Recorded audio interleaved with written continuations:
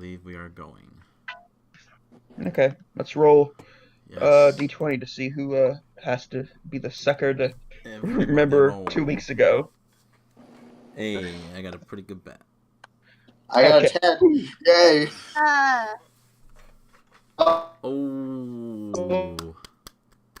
Adea. I got an 11.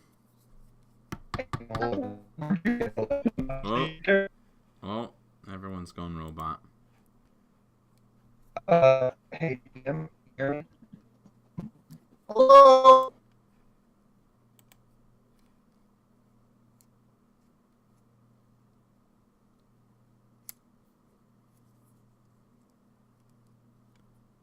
Andrew? Alright. Ninja, robots? Why? That's not my question. No, like, Namo arigato, Mr. Mr. Roboto. Come on. Stop going Come on. robot mode. oh, I think it's Domo. I'm pretty sure it's Domo. Definitely Domo. Definitely Domo. Domo arigato. Sister Roboto. Domo arigato. Oh, okay, so Andrew, can you hear us? Yep. Okay. I don't see So, your... I guess, I don't You think don't you see actually rolled a... I don't think he rolled a d20. You rolled it on I paper. rolled in person, but Paper, Oh. Jesus. Oh, okay. my original roll was an 11, but I can recap. So, essentially what happened last time was Joan went to the treasury, the local treasury, to withdraw the sword that is apparently the family heirloom of the Greens. And after getting that, she had went back to Dylan's dorm, which she saw all of the bright and early, beautiful faces of her companions, which Lily was there too. And Joan had opened the chest, in which it revealed only to have 2 things. It had a short sword. Or was it a long sword? I think it was a short sword. It was a short sword. No, it was a long sword. It was a long sword? It was a long sword. It was a short sword. I remember specifically because she was complaining about it being a short sword. But Lord Green said it was a long sword. Okay. Oh, I got you. Yeah, so that was a short sword. It is a long sword. Like for Oh. halfling, but for you, it's a short sword. So It's fine. So you have this cool short sword with a hilt that is designed to look like 2 twisted branches forming the hilt and the handguard, and then it has a emerald placed right at the center over where the handguard forms out of the handle. And then there was also a few documents. Cutting out for anyone else. He's cutting out a lot for me.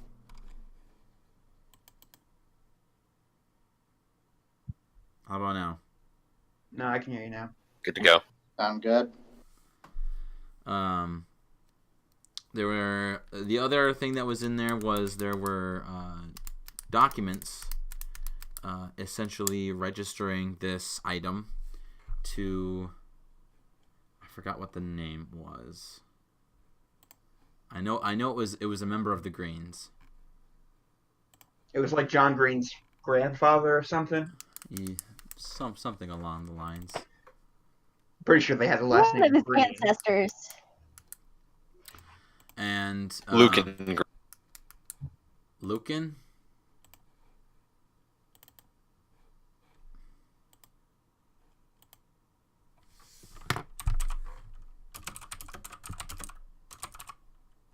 Yeah.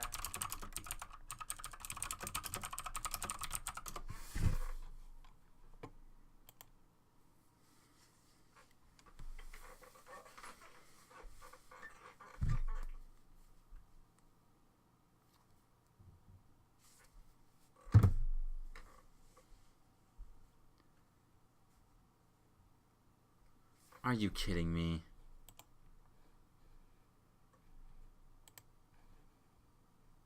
Yeah. Please stand by.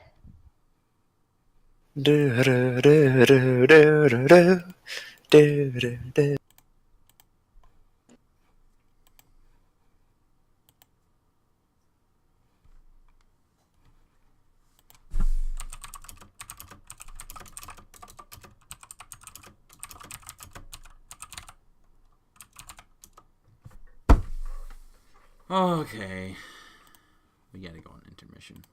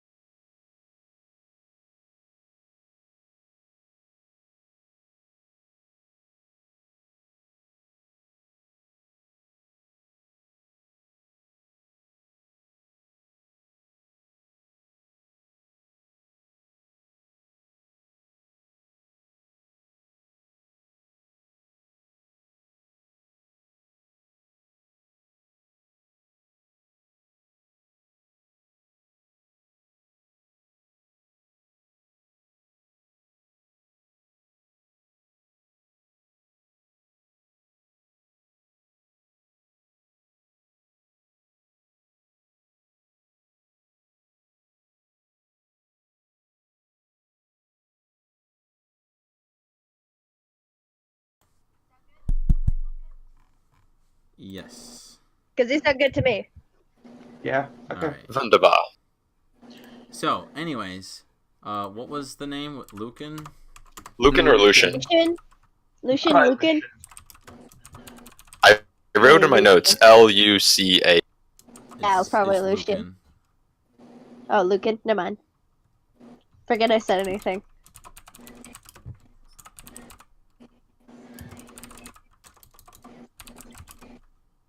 So it's licensed to Lucan. Yeah, sorry, I'm writing something. I'm typing something. No problem. Yes, so, then after that, everyone went to the Adventurers League where they had met up with Cecilia to get an update on her, her answer, Officer Hughes' answer on recruiting you guys for some quest that recently just came up, in which you were approved, and you got to meet John Hugh, who was a very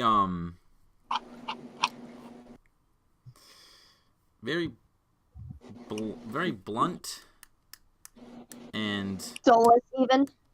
yeah, sort of a man who has a prosthetic left leg.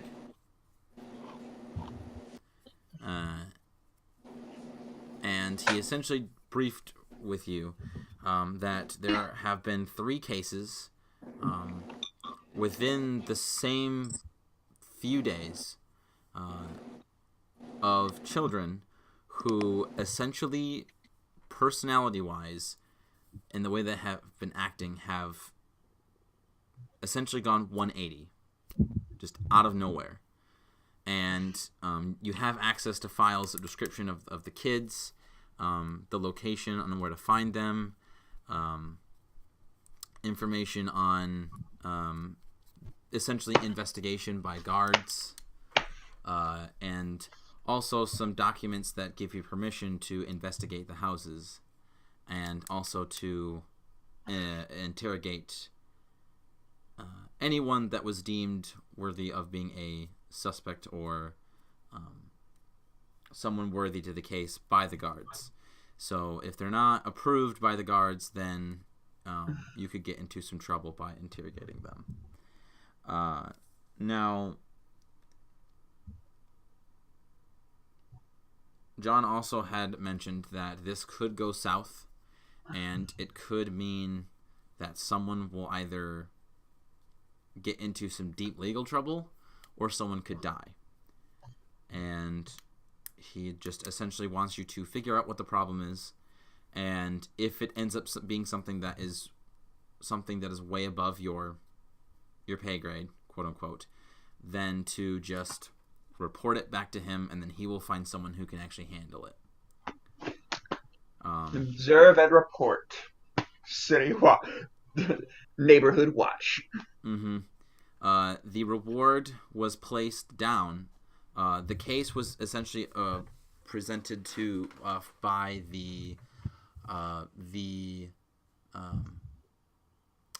captain of the guard of the West District of the city, where most of the commoners essentially live. And the reward was he would pay someone, I believe it was, I don't remember what the reward was. 200 gold, I want to say? 200? Yeah, 200 to split amongst whoever is going to get involved. It seems that he really wants this accomplished, and he wants this case solved. And then we pretty much left off with you guys leaving the officers' offices and going to start your investigation. I think one important thing that you, I think, glossed over was that he was very adamant, very against the 16-year-old Lily helping us in this dangerous investigation. We've managed to convince him, but he said, like, if anything happens to her, then we're probably going to be in serious legal trouble. Yes. So I hope you appreciate what we're doing for you. So, just to kind of give you a the information from the documents as you read them. Pull this up here. Where is it? There it is. So the three children that essentially are the suspects in this investigation there is a 7-year-old boy named Georgie Meyer, a 13-year-old boy Kyle Cutler, and a 14-year-old girl named Julie Burns. And it has they have description on height, as well as skin color, hair color, essentially details to identify them visually. And then a brief Do I description- recognize? No. Okay. And also a brief description on essentially why they're being reported, how they were before personality-wise, based on testimonies of close relatives or friends, and then the way they're behaving by the same people after or when they were essentially not really arrested. It does state in the guards' notes that they were taken into the guards' tower, where they have cells there to keep people there, like if they're only there for a few days. And they were interrogated, and then they were put back into their homes. So they're not locked up or anything. And essentially with Georgie was a kid who lives with his mom at a tavern called the Robin's Nest. And by his mother and by the innkeeper, he is a very shy child who's scared of pretty much everything. And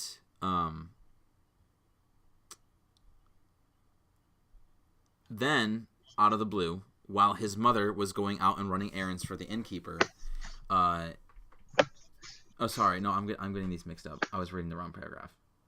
He's a kid who basically keeps to himself and never does anything just out of the whim. He follows orders directly. And then, out of nowhere, out of line and out of character, there was a pen where there were some cattle that were brought from the outside, where a merchant was selling them to others, or for locals to essentially buy to either butcher themselves, or to other farmers who might want this particular breed of bull or of cattle. And he just let them out. And what ended up happening is there were no casualties, but they did create a decent amount of damage to the other merchants, and had caused a few dozen injuries to commoners who are around the area, and his mother testified, and everyone that knows him testified that this was something he would never do.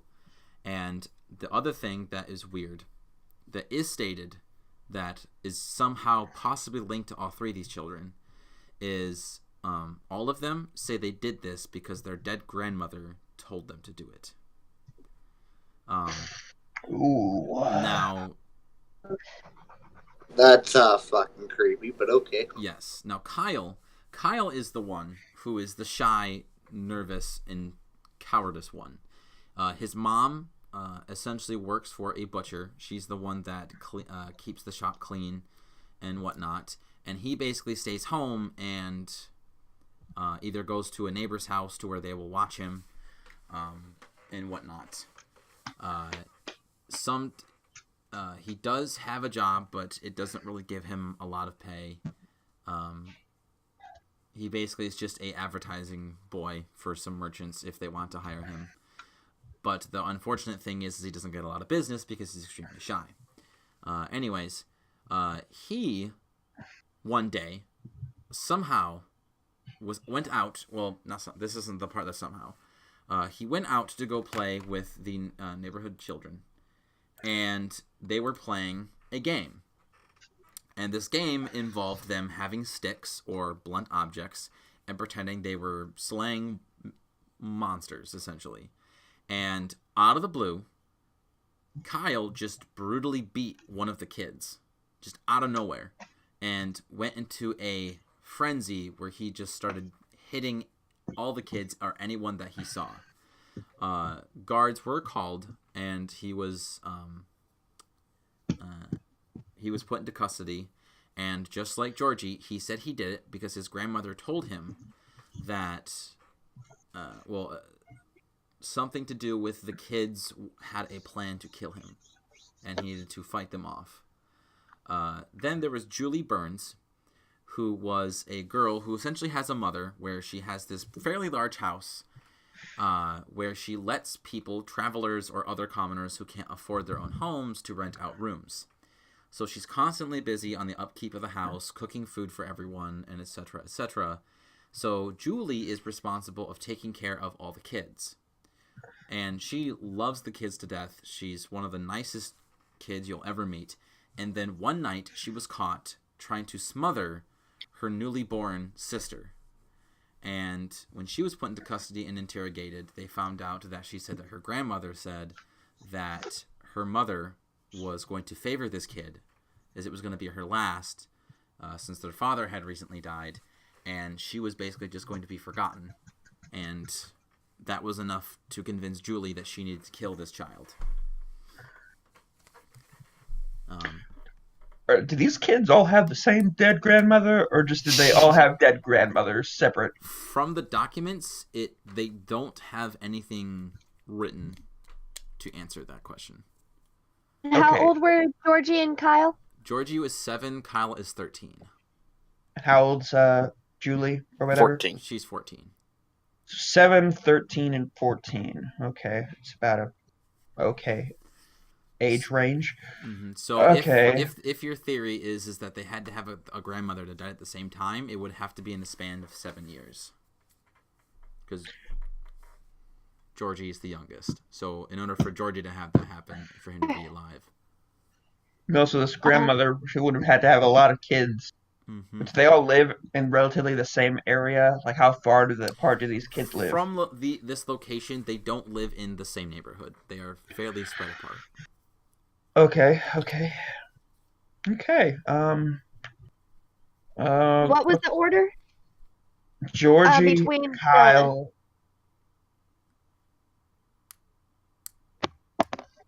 The first one to be reported was Kyle. The second one is Georgie, and the third one was Julie.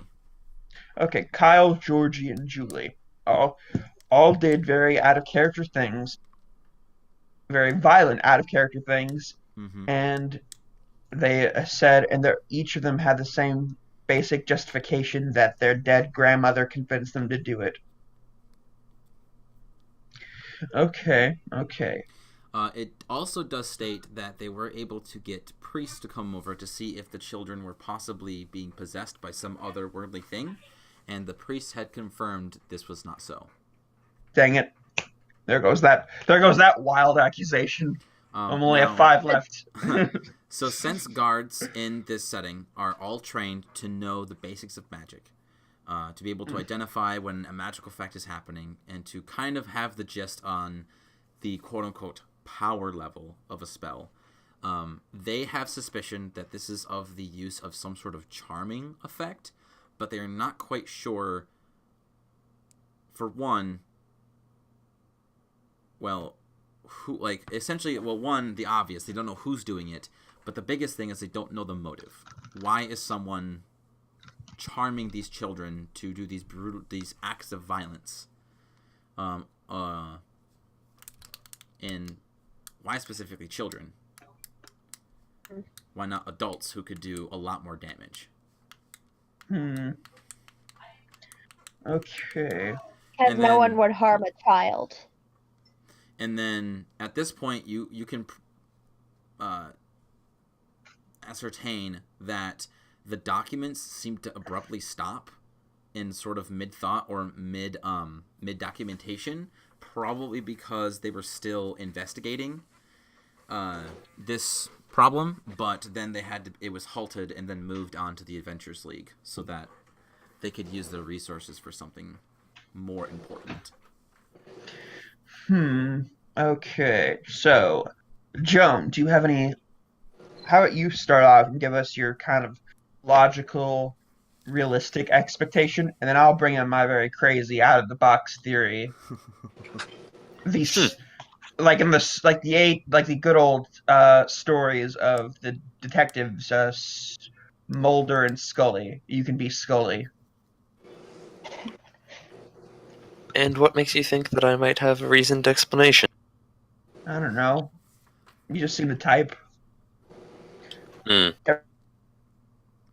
Of the wild accusation or wild, like, fantastical theory, you usually have, like, a very normal, and try to convince me that I'm probably being too wild and fantastical. Well, so far your ideas have proved much more fruitful than mine. I know, but see, you're Scully. You're supposed to be able to, like, you don't really quite get over that sort of, like, maybe it's all normal kind of thing. Well, I mean, I suppose. I have a theory. Of course. Ooh, I'm very curious to hear this. Might not know numbers, but I can think about. So, it said that the shopkeepers were harmed by Georgie, correct? Yes. Oh, it could be, a case of person is doing not so well in terms of money, so they're taking out other competition. Maybe, but that doesn't quite explain why Kyle, if assuming these aren't completely unrelated incidents, why Kyle had beat the other kids with a stick, which might occasionally hurt somebody's business, but even less sense would be why Julie would smother her younger sibling. They sound like tests of persuasion to me. Seeing how easily or how powerful one's skill is. I have a question, DM. Have I heard stories of hags? You definitely would have heard the possible study that they may exist in Astria. That there's essentially they're more kind of legend, but historians have said that there have been tales from elves passed down to humans and then passed down from humans for generations that hags are a thing. They do exist, but no one has ever seen or have really encountered a hag in Astria in its history of humans taking it over. So it's a possibility, but no one really has proof that there is one or any. I'm. Can I see what places there are to invest? Oh, that we are allowed to investigate. You are allowed to investigate the Robin's Nest Inn, where Georgie and his mother live. You're also allowed to investigate Kyle Cutler's house and Julie Burns' house. Okay. Any other places? Like, I don't know. Well, you're also allowed to essentially investigate the small marketplace where there's kind of like also a stockyard in it that Georgie released the animals from, since that was the place where he had caused like the crime. Kyle's was sort of near outside his house, so you can investigate like basically the street, but beyond those, it's also kind of vague. Well, to be fair, as long as we get permission first, I don't think we need. As long as we like before we go into a random house to be like, hey, we're. What times did these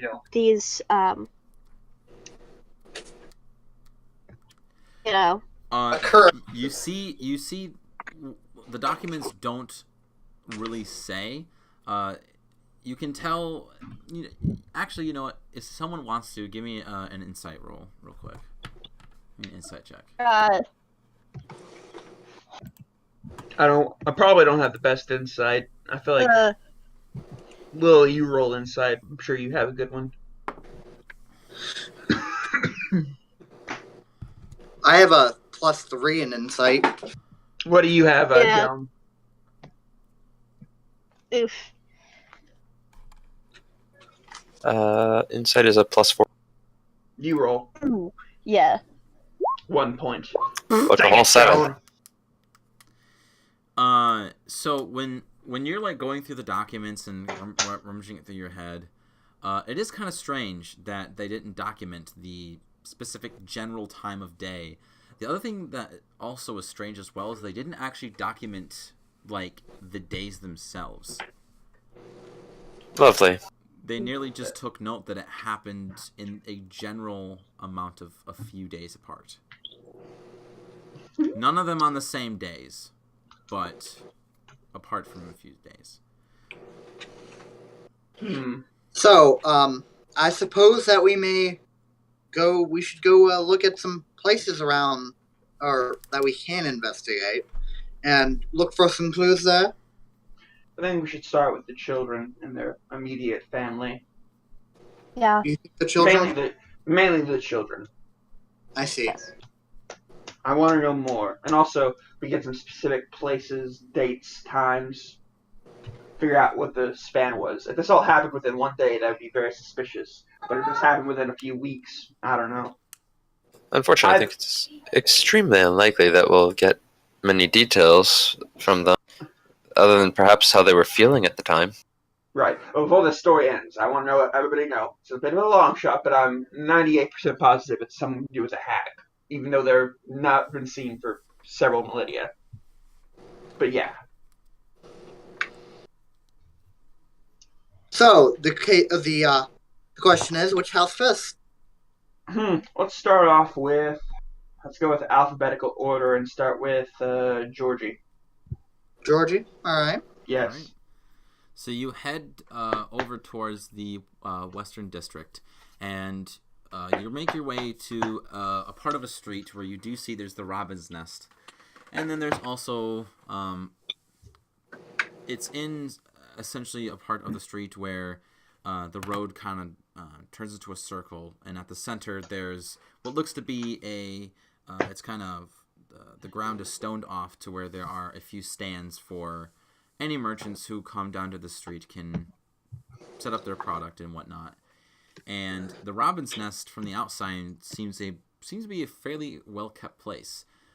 It looks like it could possibly be one of the more, I would say, fancy, for better lack of words, inns for this branch.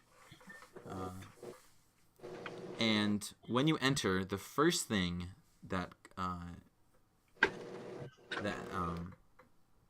happens is you hear the sound of a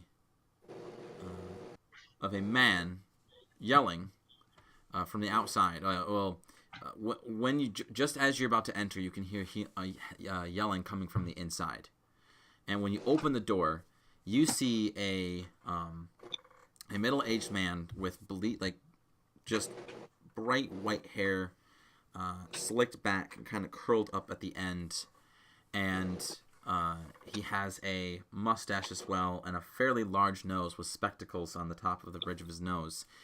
He has a brown shirt on with a long sleeve shirt that's white on the inside, with a light tan apron, green trousers, and some black shoes on. And he is yelling and pointing at a woman who's wearing a dress that is poorly upkept. There are holes on the side, tears near at the bottom. It is dirtied, and she herself looks fairly clean, but it's this dress that just looks god-awful. And she's on her knees, looking as if she is about to cry.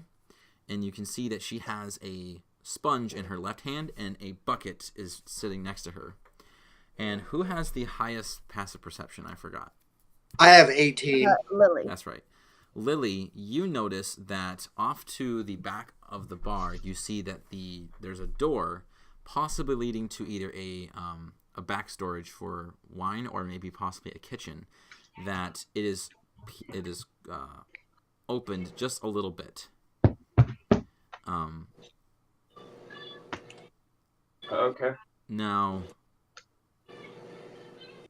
Can I have my familiar sneak into that little back room? what's your familiar again? It is a Ferret? weasel. It's a weasel. Okay, give me a stealth check for him first. And to continue, Can I cast invisibility for it? if you do so, they'll notice you casting magic. Okay. So I'll just do a stealth check for it then. Okay, so this middle-aged man is saying 19. okay, I saw it. He says, "Look at this floor. Look at it. You call this clean? This is not clean. This looks like a pig just ran through it. Are you making sure that every so often you change that water, or are you using the same water in that pail for the whole entire floor?" And you see that she, without looking up, still looking down at the ground, she says, I'm using the same water. And then you can see that his face just turns red. He's absolutely angered. And she says, trying to justify herself, I didn't want to waste water in the well because I know that we haven't had good rain over here, so not a lot of water has been able to get down into the well, and I don't want to waste it. And then he just backhands her.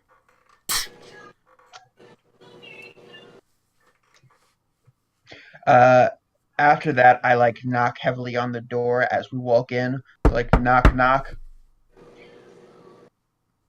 And when you do that, it doesn't neither of them notice this, and the old man will continue and will say, "When I tell you to do something, you would do it exactly." Yeah. Okay. So Leon immediately steps in between the two of them. And I'm gonna see through my familiar.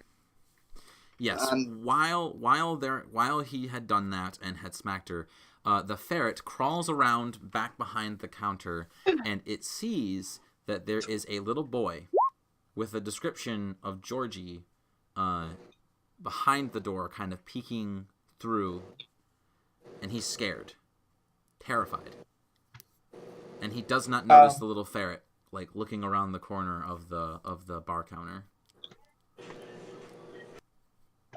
Sir, I try to my name is Dylan Mordecai. I'm you've already been introduced to my companion Leon, and these are my other companions, Joan Smith and Lily Nightgale. Leon's just gonna cross his arms and great. glare at him. Lily just seems guess. like really unresponsive. She's just like Mhm. standing there blankly staring in like open space, not moving at all. She's like slowly breathing, but like other than that, she's just standing there because she can't move or see through her actual eyes while she's looking through her eyes of familiar. Mm-hmm. So, he says, "Oh, great. Let me guess. You're here to talk to the girl and to her son." Yes, and also to you after we're done. Nothing is gonna get done in this forsaken place. Fine. I guess I'll just do everything by myself. And he kind of storms off to, and goes around the corner, still not noticing the ferret, by the way, or the weasel. And he goes up to the door, and when he opens it, with your weasel, you see that he opens the door and sees the boy, in which the boy just kind of just gasps in terror, and he says, "Move out of my way, boy," and just grabs him by the hand and like shoves him so that he kind of like topples over, and he hits his head on the counter, not on like the edge, but kind of where like a cabinet would be, and the door he slams the door behind him, and the rest of you hear the sound of a fairly loud thud come from behind the counter of the bar. I go check to see what that thud was. I'm gonna have the and you weasel see that follow it the guy. is. Okay. You see that it is a boy with looking of the same description and same features as Georgie, and he sits up and he's rubbing his head. Ow. I don't try to get into his like comfort zone, but I like kind of say to him like gently, like, "Are you okay?" He looks up at you and he just It's okay. I'm not a bad guy. I'm a good guy. I'm not here to hurt you. Are you here to take me to the guard's tower? No, Am I in trouble again? No, you're not in trouble. You're not in trouble. Just here. You just sit there and just keep get that pain away. I'm gonna go check on your mom. Is my mom okay? She's fine. She's fine. Just you sit there and just relax. We'll just have some questions, but I'm gonna give you a little time to calm down, and I'll be right back. Okay? What does my weasel? I had my weasel follow the guy. What's the guy doing back? So you see that the door leads to a back compartment that essentially looks like a kitchen. And you see that he seems to be prepping for something.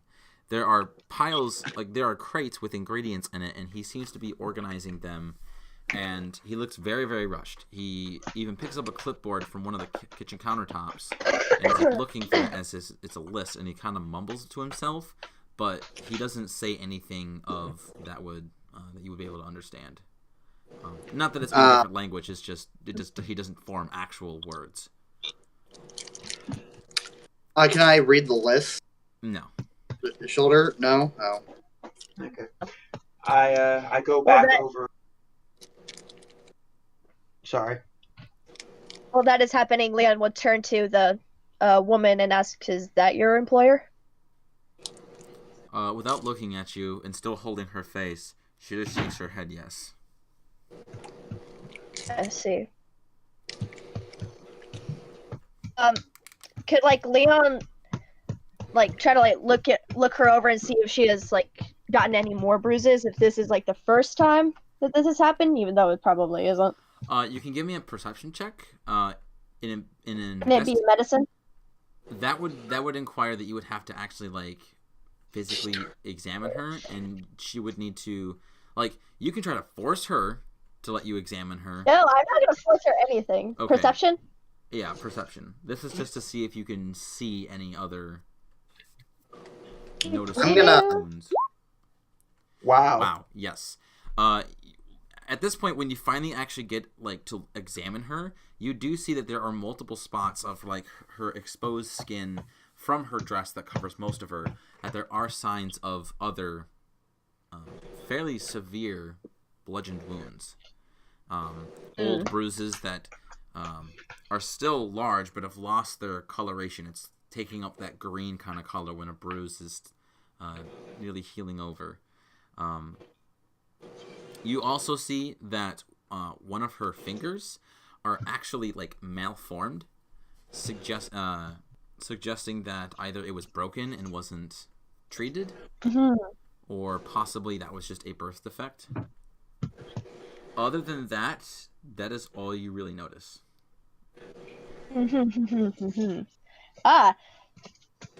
With that bit of information, Leon's going to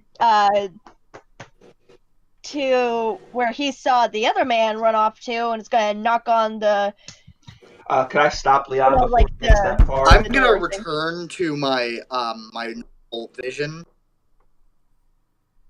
and I'm gonna say to Leon, "Do I notice Leon knocking on the door?" By the time that you would have come back, you probably would have seen Dylan blocking the door before Leon can get to it. Okay. Joan, what are you doing amongst all this? You haven't said anything. Yes. Watching mostly.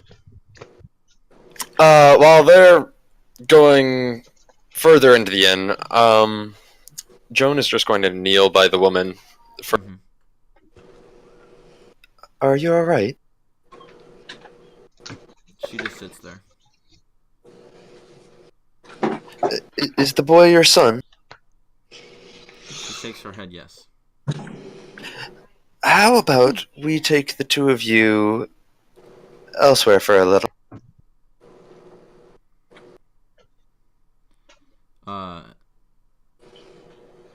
She says, You'll have to ask my master first. Dylan, please let me by. I just wish to have a nice, friendly chat with the good man. It says through clenched teeth. I put my hand on his shoulder and I say, I realize what you're about to do, Leon, and I realize I won't hurt him, I promise. I know, but That's honor.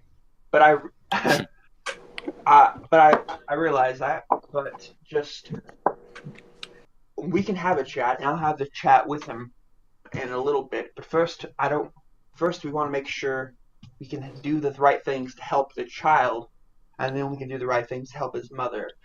I'm not sure if we do those out of order, if we'll be able to get the chance to do both. Right now, honestly. Can I hear their conversation? Yeah. I'm gonna say over to Leon and Dylan. All he is doing is checking his inventory. Okay. Thanks for letting us know.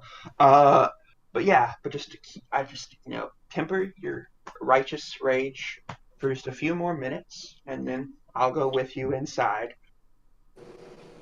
Right, but I'm doing the talking this time. I'm gonna have Lily walk over to the woman, and I'm gonna pull out my herbalism kit. And do you think I could use medicine to heal her, like, do some practical first aid on her? Okay. You come up to her and you squat down next to Joan and you bring out your kit and you see that you have caught her attention and she kind of stares at your these different tools and strange vials of ointments and stuff, and she kind of just looks up at you, and through like her long hair that obviously hasn't been cut in a long time, you see the faint image of her around her eye and her eye socket is a fresh new bruise. But not only that, you also see that her eye is bloodshot with a vein that has been popped. This man had hit her hard, directly right on the eye. Oh. And she just looks at you, and at this point, she says, what are you gonna do to me? You don't want those wounds to get infected, do you? Infected? Hasn't broken through skin. No. Says Leon, overhearing. She won't get infections if it hasn't broken the skin. But it would be nice for something to I thought you might want Help some it medical move aid. along and healing. Injured. Do I know anything of the either slavery or like subservience, like employment things that go on in the city? Indenturement?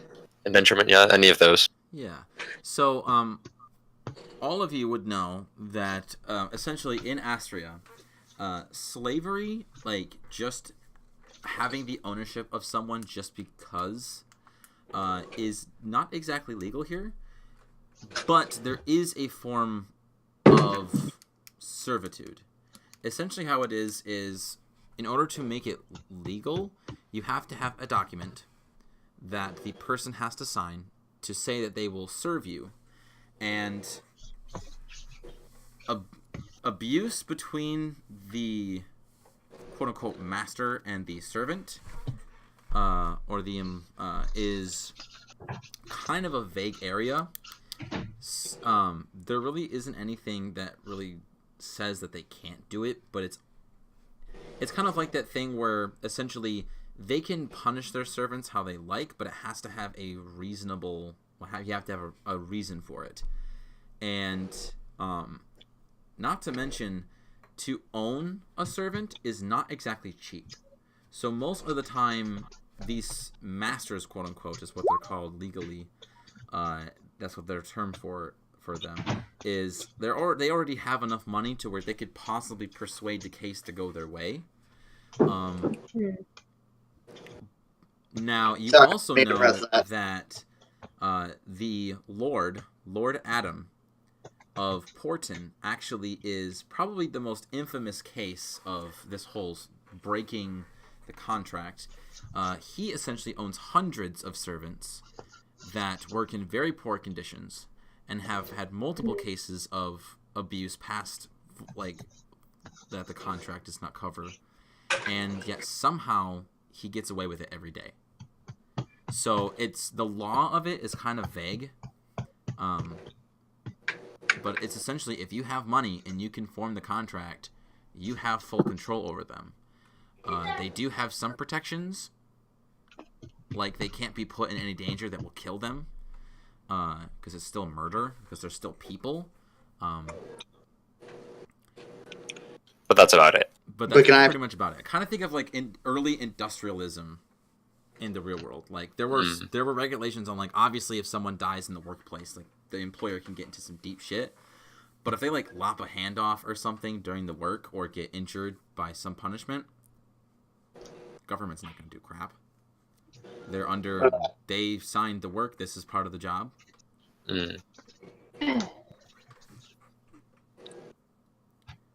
But can I do some medical first aid and then, or press, or? Yeah. Even with a 6, like. That was a mistake. I was trying to change something and I accidentally pressed that. That's not a real roll. Well, that's still your roll, man. Okay. So I'm not gonna have you re-roll. What we're gonna do is we're gonna see. So you rolled a 5. So add the different bonus that should have been the roll. That should have been the actual bonus that should have been added. Okay, so that would have been that would be a 10. Okay, a 10. With a 10, you can essentially help. You can essentially clean around the wound in case if there was something from the outside, because. Like I said, she is fairly clean herself, like on her person, but her clothing looks like it hasn't been washed in a long time. So you basically kind of make sure that any dirty germs or bacteria on her clothing can't creep up on her and give her an infection that way. You don't really have a method to help her eye. Her eye kind of has to heal itself right now. And there's nothing you can really do to fix a bruise. The bruise just kind of has to fix itself as well.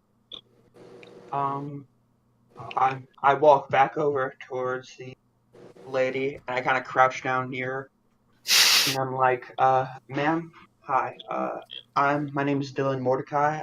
You might have already entered his league. Are you okay? That is a very obvious answer, Dylan.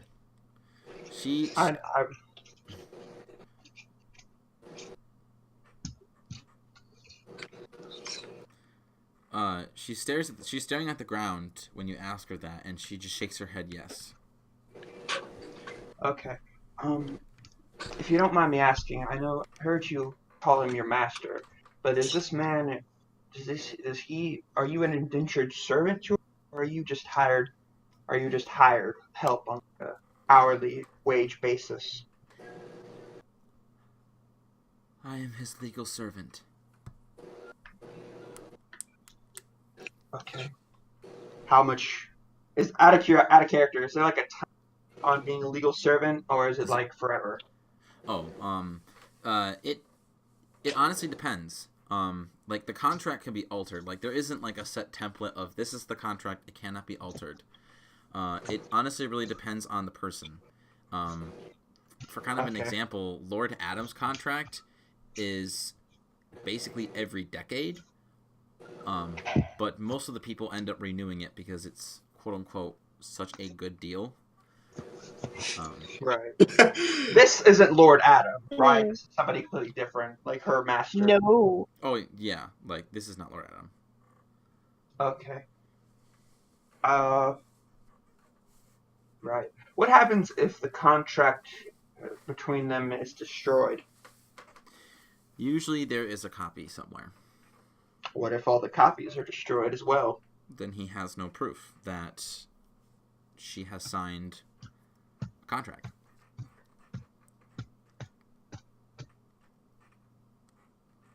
I like how this went from trying to solve a mystery for kids and now into trying to legally get her out of a contract. Yeah. Hey. Oh yeah. Yeah. So, speaking of, I was thinking, while they're over there doing that, I would like to, assuming Leon is no longer in the doorway, I'd like to go to the Lord's room, wherever he went. So the owner of this establishment, you enter into the room, which you see as a kitchen, and when you enter in, he kind of looks up from his clipboard and he just rolls his eyes, and he says, "I'm not going to answer any questions. I've answered far enough.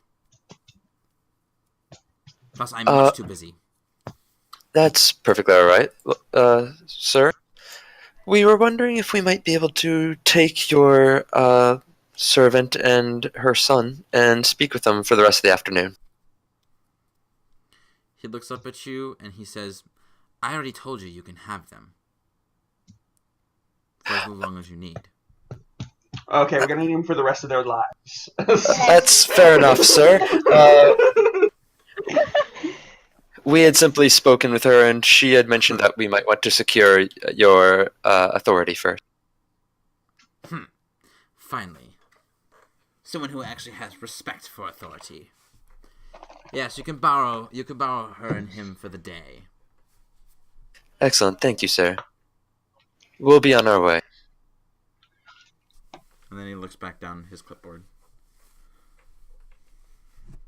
So I leave the room and then just kind of motion to the boy and then go over and take her hand gently once Lily is done treating. And just kind of lean down. Let's go elsewhere. Georgie is kind of reluctant to do so, and he kind of looks at his mother for approval, but his mother is still staring down at the ground, and so he doesn't get any answer from her, but he assumes that if his mother is trusting you, then he can as well, and so he goes with you, well, wherever you take them. I asked the lady, I'm afraid I don't know what your name is, and I hate to refer to you in this with just. Hey, lady. I don't want to refer to you as lady. Do you have a name?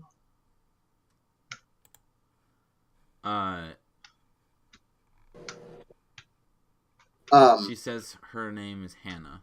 Also, this is what Georgie looks like. I forgot I had a handout. Where's his little yellow raincoat? I'm gonna stand up and I'm going to look around. Can I make an investigation roll? First, where are you looking, and second of all, what are you looking for? I'm gonna look in the general room, and I'm looking for like a trap door, like anything like hidden, like maybe like a false wall, possibly. Okay. So go ahead and make me an investigation check. What is everyone else doing while Lily That'd is be a looking? 17. Oh, after seeing what A happened. 17? Do you mean a We 12? got- I don't. No, it'd be 17 because of my observant feat. Oh, do you have advantage on it? Because Oh, of his observant, cool. give you advantage on investigation. I don't think so. You have a +5 to your passive wisdom and passive intelligence. That is different. Yeah, that's passive. Never mind. So it would be a 12. I doubt he's gonna hide a safe inside this. What are we, a tavern? Yeah.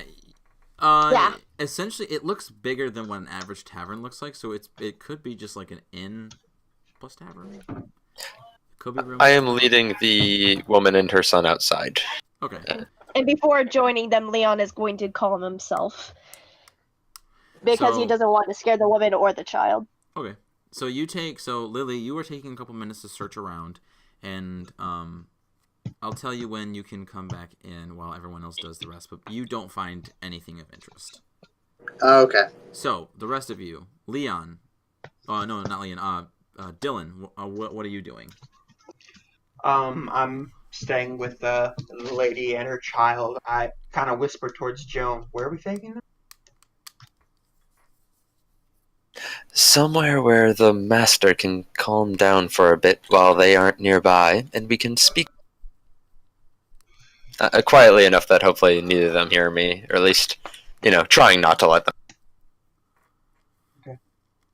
Okay. How far is the bakery that I was so wanting to go to? Kill two birds with one stone. From where you're at, the bakery is actually just across the road. Wow. Well, that's convenient. Oh, that is convenient. Nice. It's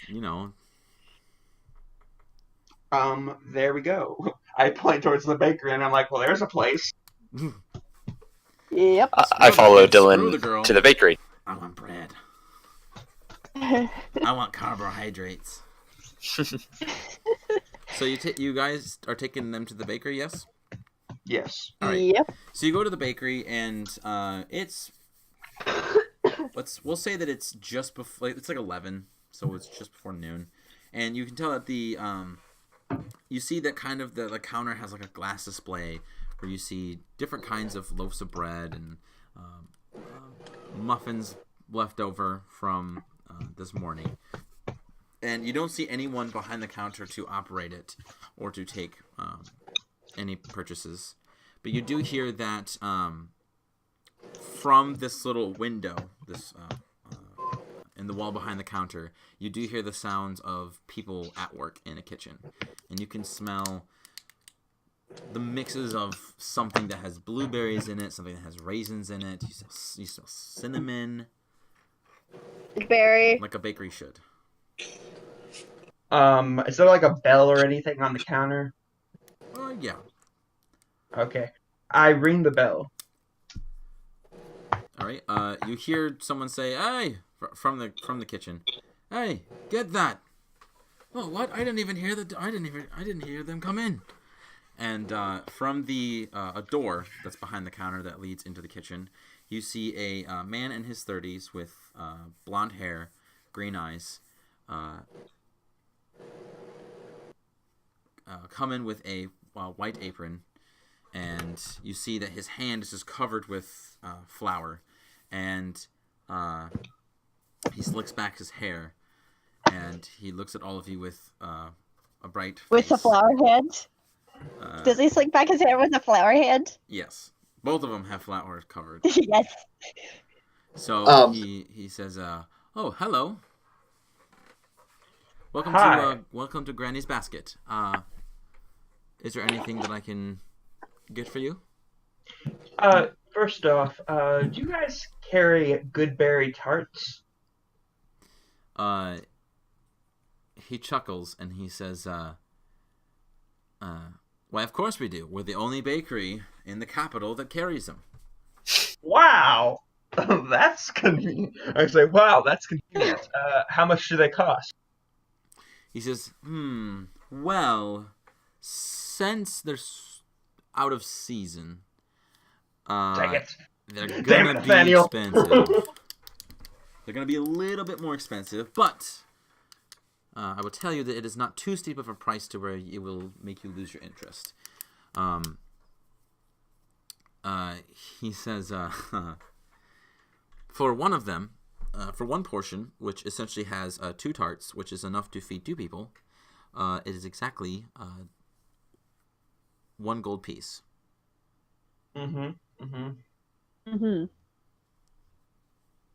Usually, when they are in season. 1 copper piece.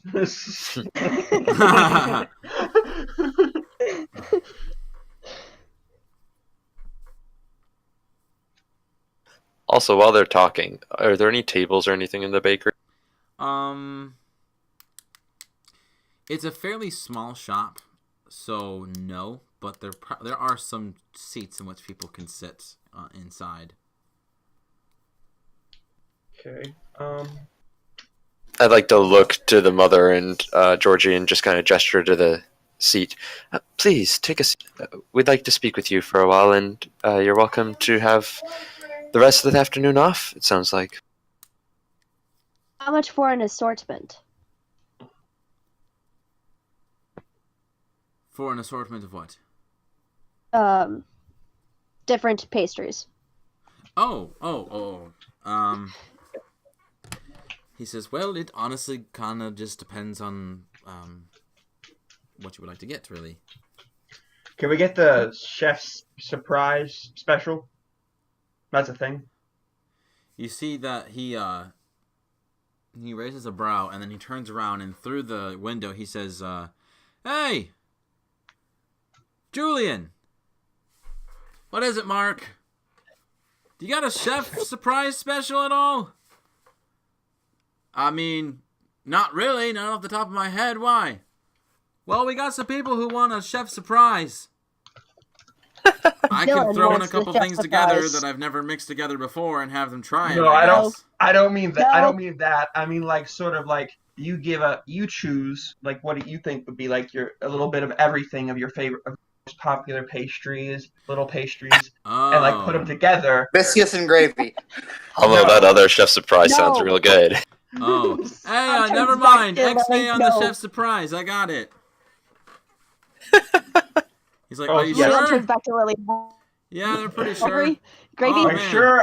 Yeah, are you sure? I just found the rat poison. I've never faced that before. Are you sure? I really wanted to put some white chocolate with some raspberries. Yeah, I'm pretty sure. And then you see that he walks over to the counter and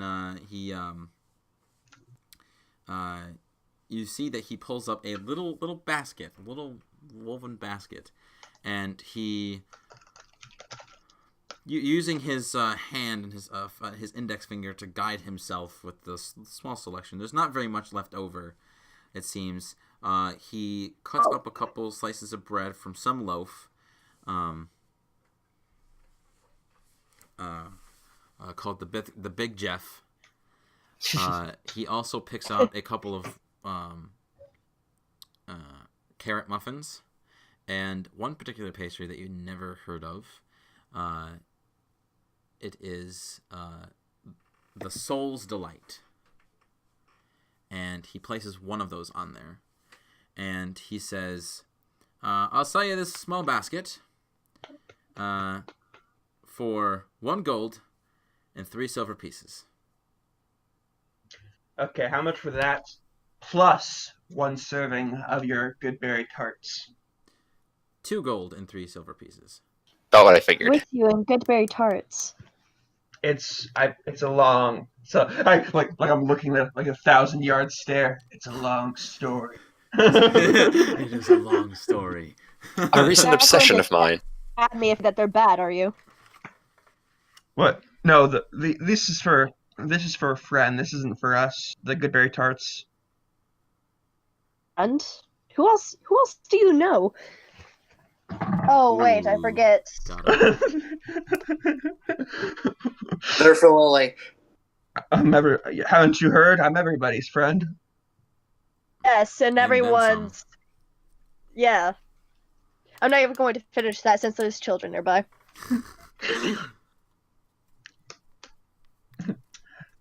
There's children I would like nearby. it to Meanwhile, Actually, George. Lily's still in the place across the street. So How about Georgie? Yeah, there's children nearby. Meanwhile, Georgie at the table looks at his mom and is like, what the fuck do they mean by that? Hey, don't they know I'm 33? He's actually the world's only halfling. So I owe you 2 gold and 3 silver pieces. Well, I mean, you don't owe me. I mean, you haven't taken them or eaten them yet. Gives you Put him on his a tab. cheeky wink.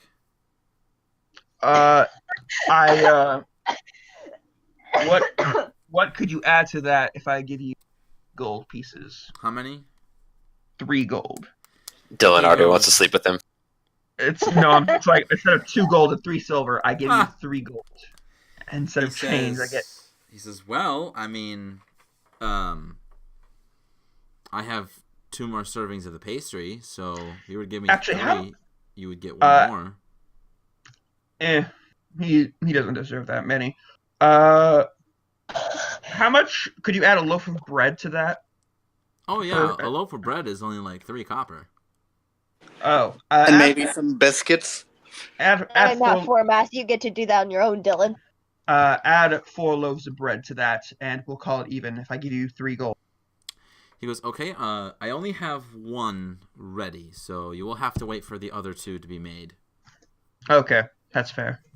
I'll do that. Save the others on our Right? troubles. So you pay the man. He gives you the little basket, and Do we get to keep the basket? he says he kind of looks at you. He says, "You've never been here before, have you?" No, we This is decided. called Granny's basket.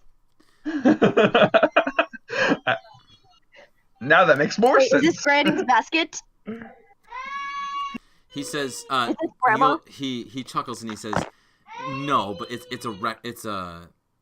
not. But our grandmother does make these little baskets for us. Well, that's very nice. I appreciate that. Yeah, it gives her something to do before she passes on." Jesus. Now we got 3 problems to solve. Well, Okay, add him on well- the list. Well, thank you. And we'll get out of your hair so you and your work associate can work on those loaves of bread. He nods. Just I, ring the bell if you Yep. need anything else, and he'll step back into the kitchen. All All right, we got 2 orders of loaves of bread. Well, Coming up. if we run into any giant pigeons, we have just the distraction. Mhm. We could just throw you. I'm sure you'll be good enough to them. So I take the tarts and I kind of set them. I don't like put them in my pocket or anything because I would ruin them. And I sort of take them off to the side and I put like the loaf of bread in my bag. And I carry the basket over to Hannah and Georgie. You also notice that Georgie is like mystified by this place. Like when you guys first entered, his like hands and his face were immediately pressed up against the glass. This is so cute. That's so adorable. Hannah, like she's been looking at the floor the whole time. When she enters, she finally gains the courage to actually look up and kind of look at this place.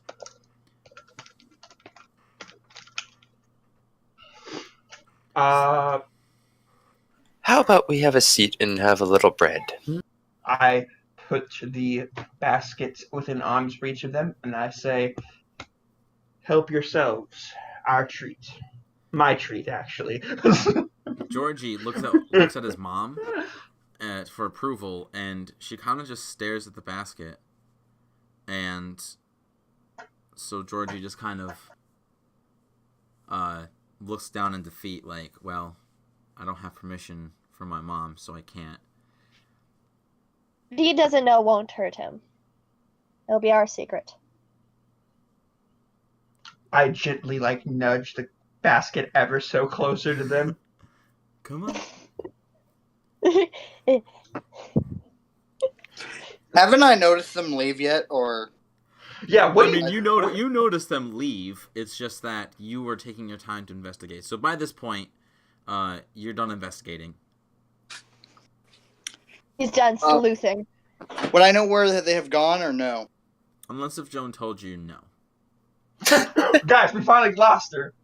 And then Leon looks around and is just like, Finally, wait, where's our child? you just got to know her. Now we can't be held accountable. Assuming Lily mentioned that she was going to poke around the place, we would have told her we were just going across the street. But she didn't. Like the angsty child she is. Yeah. I'm gonna have Lily cast message on Dylan. Okay. I'm gonna have it say where. So They Dylan, respond you to hear this the message. sound of Lily's voice in your head just go, where? Oh God. Dylan just like falls off the chair. I just imagine he just goes, I just hear. I just like think to myself really hard, like we're at the bakery across from the tavern. Stop there next time. Don't lag behind us. Because that's definitely what we're getting through. I'm glad you know how message works as a student at the college. How then- does message work? So then you step outside and you see there are two bakeries next to each other. Message, you can send up to 6 words, I think, and then the person can respond with about the same 6. I'm pretty sure it's more than 6. I think it's like at It's least more. 20. Message Oh, is is it? It's basically... like 20? No, that's sending. Message is basically you send a brief message. It's very vague. Okay. It's very vague. It says you send them a brief message, and then they can send it back. And I believe the range on it is 120 feet. And then if you're familiar with them, you don't have to see them to send it. You can basically, they can be behind a wall, or like you can have some sort of condition that makes you blind, and you can still send it. Yeah, to them I because think you're Hence familiar. why I sending. said I think Dylan, send. Yeah, I think sending is like the telegram spell. Yeah, that Where you one. have like a. Gotcha. That one is limited because you can send it like across a realm. I think you can actually send it between from one realm to the other. Yeah. Ooh. That's the You're just- reason why Nice. it's more limited than messages. Wait, is message It's in the horse. cantrip or is It's Send a it it. cantrip. spell? To Nathaniel. Okay, good. Because I was like, I'm really worried she's gonna waste all her spells before we actually find anything dangerous. Oh, come on. You guys aren't going to fight anything yet. You haven't eaten the Okay. bread. Oh, yeah, I yeah. mean, you haven't gotten the counter. No, there's nothing wrong with the bread. I don't It's fine. trust this place. Insight check. Yeah, it's fine. It's fine. Wait, who's Granny? Spoiler alert: Granny is the hag. This is why Oh it's my my goodness. grandmother's You basket. solved it. Well, tonight's session's over. Insight check. Who, me? I see that Hannah Yes. and Georgie Good are very luck, scrub. hesitant to eat it, and I'm like, I say, please, it was no trouble for us to purchase them. Just, you guys look like you could use a treat, a snack, if you will. You guys, it's please. Who's ready for Dave the Octopus? No. So, you say that, and immediately, without hesitation, he basically almost practically lunges to the basket and just starts gorging himself. That's adorable. Georgie is gorging. I'm sorry. That is funny. And everyone who is present, give me a insight check. Insight check. He hasn't eaten And in 4 Insight. days.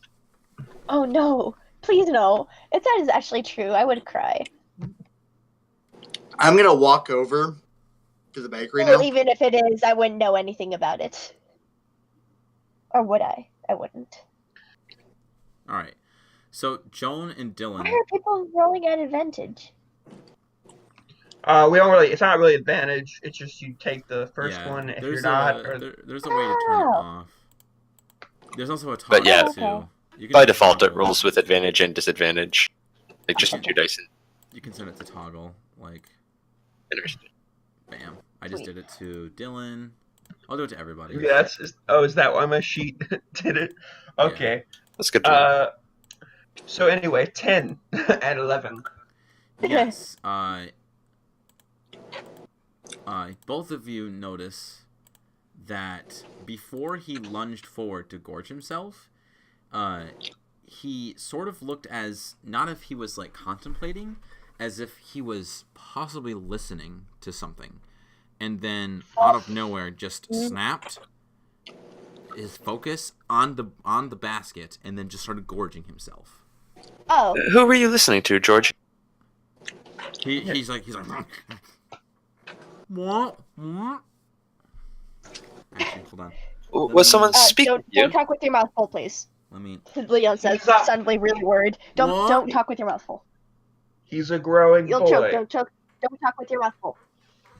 Yeah, but he could choke. Don't. It's not. And he continues to chew, and then he. Can you hear us, Georgie? Yeah. You're going to. Did you hear someone else speaking to you other than your mother? No. Insight check. Give me one. So, a few weeks ago, you had an experience where you heard your grandmother talking to you, if I understand you. He says, no. 20. Insight check. Yeah, you immediately tell that he was lying. He definitely lying. heard something. Where am I? Oh. Liars go to hell, Georgie. Did you not know that? Ooh. So do you- I don't say that. Jesus.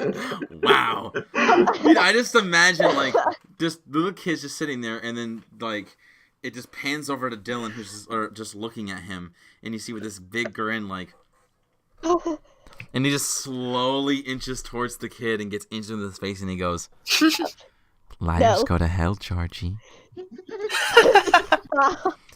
That's amazing. They will burn in eternal fire if you continue to lie to me."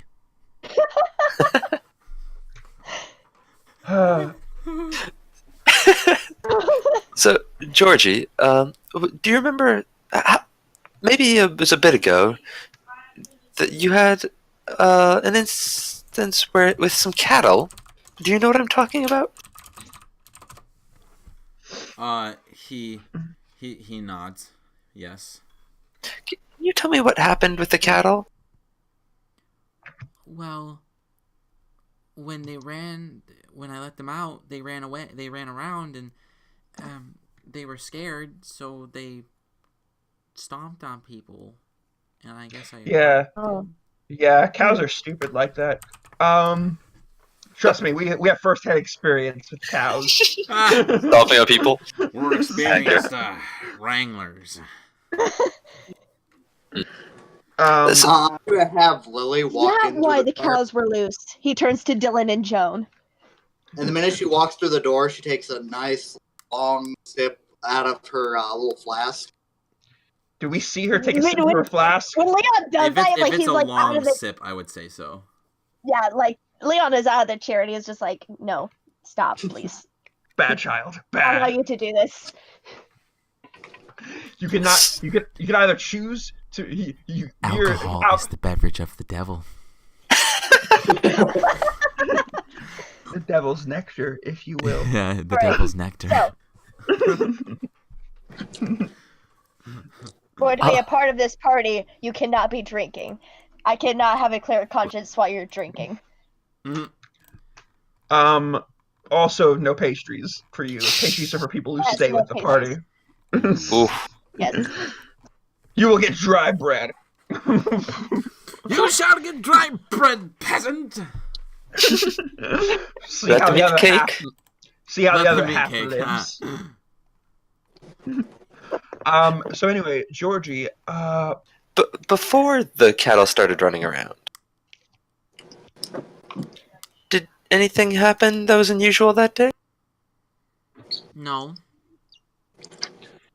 Are you sure? Because some people who also talked with you told us that you heard your deceased grandmother tell you to let the cows out.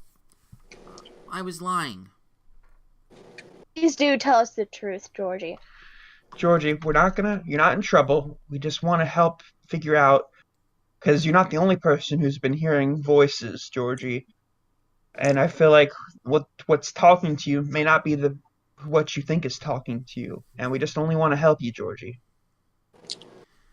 I told you I was lying. I didn't hear anybody talk to me. I did it because I wanted to. I want to make something clear. Did Leon take my flask? Yeah. She pulls out a second flask. The minute you take her flask, she curses Sylvanian. She what? Cool.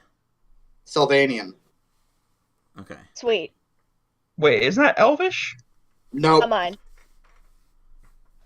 So she just says something random in Sylvan? I don't know if I told you, Zach, but the only 2 languages that are in Astria, unless if you're a Wood Elf, is Common. So the other language you could be proficient with is you can read and write Elvish, but you can't speak it. Other than that, so unless you're a Wood Elf. So there's no like Sylvanian, No. Abyssal, nothing like that. Not to humans. Basically, what I kind of replaced it is you can get a tool proficiency instead if you wanted to replace a language. That's why I have so many tool proficiencies. Yeah. Oh, okay. So I need to replace some of those. Yes. And how heavy is the flask really quick? Because now that's in my inventory. Georgie, like I said, you're not in trouble, but There's like one little good gulp out of left in the flask. But you gotta know, you're not in trouble with us, but if you let the cows out of your own volition and nobody told you to, then you possibly could get in trouble. However, if somebody told you to, then that person would be in trouble.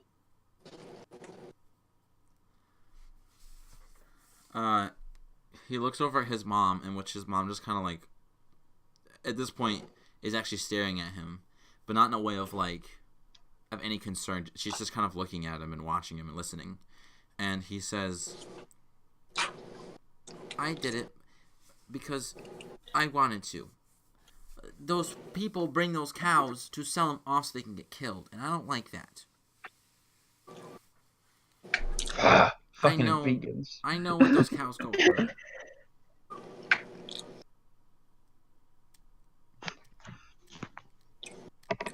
I realize that, Georgie. But it's odd that unless the other 2 are also lying about the same thing, there's 2 other children who did some very questionable, unsafe things. Not to mention, one of them went missing. Wait, one of them went missing? Oh, missing? Oh, never mind. Just stand there and look intimidating, Leon. Not helping. I'm trying. Wait, hold on. I'm thinking of another incident where a kid thinks that his grandmother told him to do something. Never mind. Not related. How one of them went missing?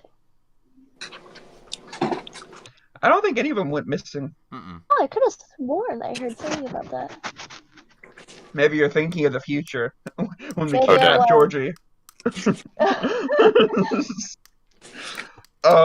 Georgie, listen, friend, buddy, pal, amigo. Like I said, you're not in trouble. We just really want to help you and help these other kids, so something like this doesn't happen again.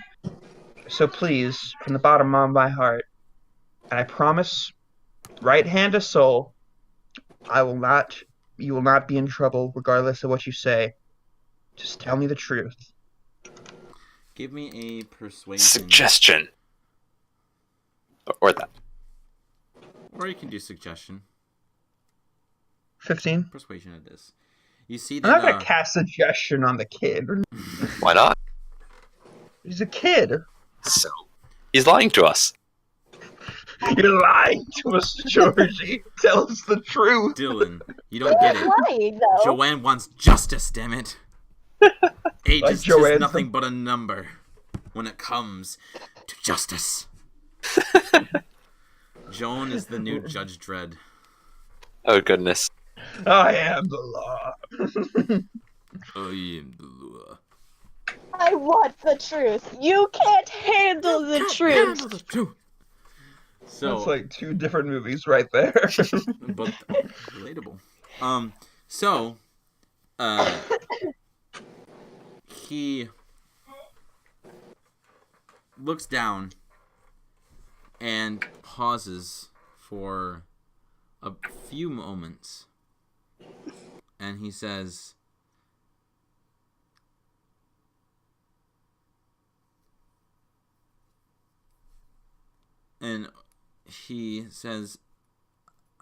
I don't know if I can tell you. Can you tell us, Georgie? You can tell us anything, Georgie. Actually, Right? When they refilm this in the TV show, they're gonna change your name anyway, so it's okay. Like Dylan said, we're just looking out for you.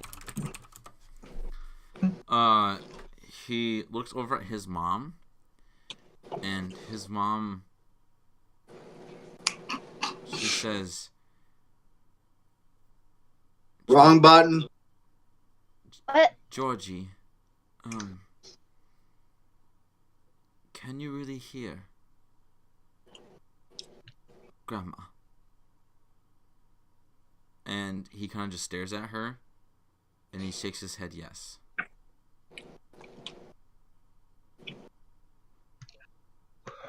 What kind of things does she tell you, Georgie?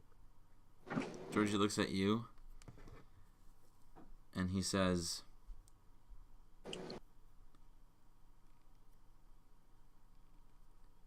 we talk about our favorite animals. And what is her favorite animal?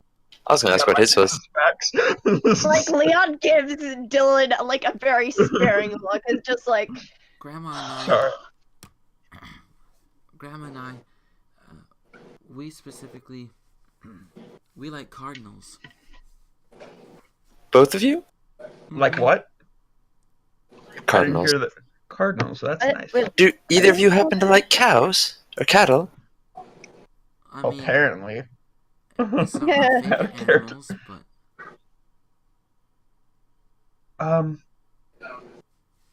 Georgie, did you ever meet your grandmother before she passed away? That's a good question. I don't remember meeting her. And then her mother speaks up and says, sadly, she died shortly after he was born. have you seen this grandmother of yours? No, Um, but I know it's Only her hear her? because she knows about my mama and everything about my mama. what does she sound like, Georgie? Describe her voice to us. Oh, like an old lady would? Is it kind of like raspy, deeper than mine, deeper than Jones? No, Deeper than mine, guess says it- Leon, like, deepening his voice. Mine. I like to think this was live action. Leon would be played by the guy from the Allstate commercials. Georgie, just know you're in good hands. So, he says, I guess she kind of sounds like my mama, but older. Oh. And the mom's just like, that's funny because she sounded nothing like me. She goes, I sound nothing like her, Georgie. You don't know nothing about me. I'm abused. Oh, Oof. Georgie, do you know? Is it just random when you can hear her, or is it like something, or in certain places you can hear her? He says, well, I can hear her all the time. Is she speaking to you right now? She was. And what did she say? oh. She told me to eat all the goods in the basket. Because nobody else deserved it but me.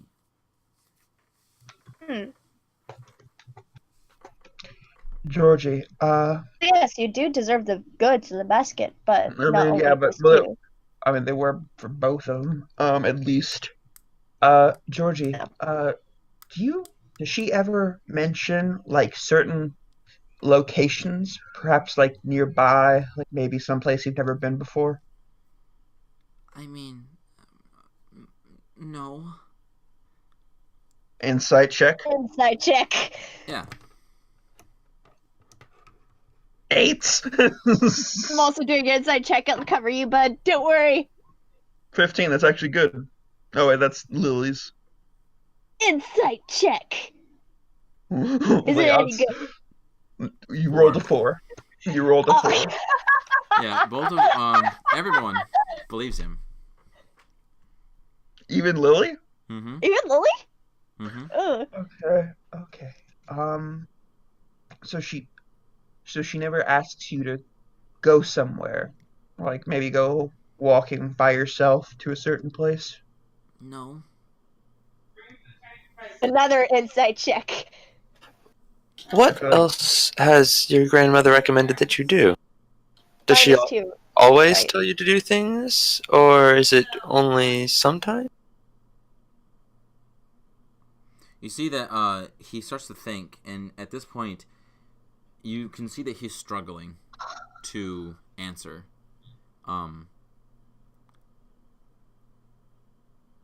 You feel that it might be that he doesn't know if he should answer this question or not.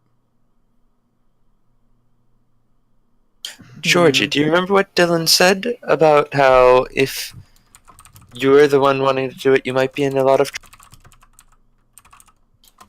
I know you're close with your grandmother, but it might be better to let us know if she's telling you to do it than to say that you're doing it. You might have to be taken away from your... Jesus. Oh, I wasn't gonna, she's telling the truth. I mean, I know, but like, yeah, really playing that good cop, bad cop.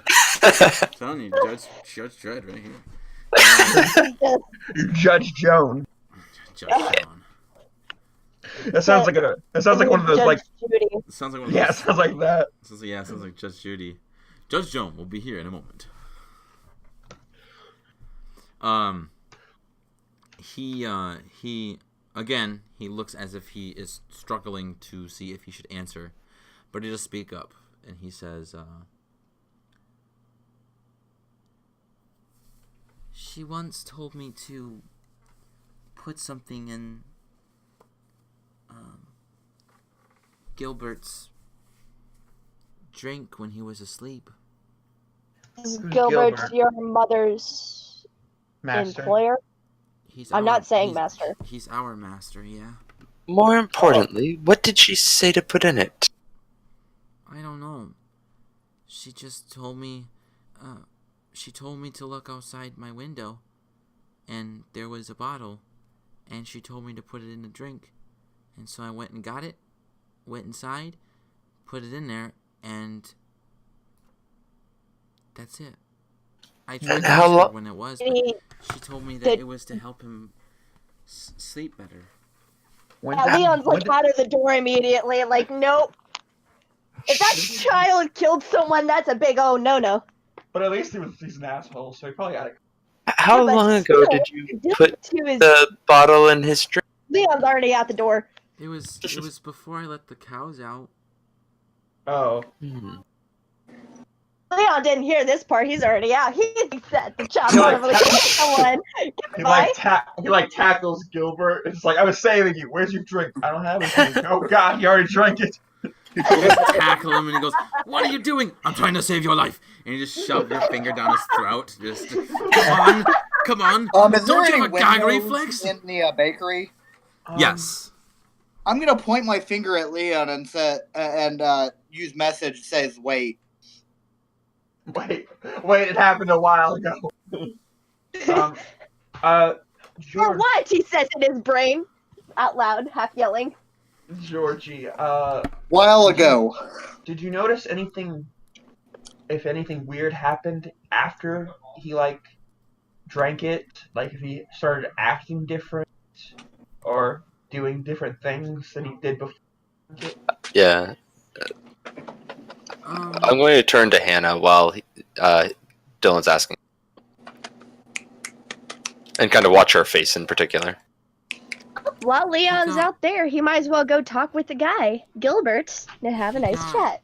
he got really sick, and we had to, Mama had to run the bar. We had to close the kitchen, though, because Gilbert's the only one that knows how to cook. Huh. I wouldn't have thought that. Into the tavern, Leon goes to go make some nice conversation. Oh, we Oh, know a tavern. person who could cook, who could probably use a job. Yes, No. and him, I If he's much still rather alive. have a less than friendly conversation. Was he even like? How good was his food? I don't think I ever had it. It was some of the best stuff they ever ate. No. Magnifique. Yeah, you know how like.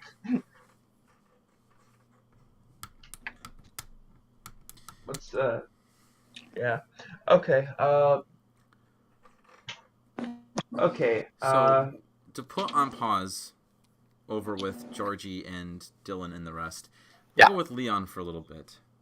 Leon, you enter the inn, and you go, I assume, to the place where you last saw him, and he's still there, checking his inventory, and he turns and sees you, and he says, "Oh, great.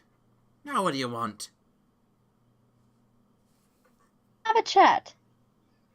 Oh "Well, I God. have no time for a chat." Hmm. And he looks back at his clipboard. Do you know exactly when this started happening?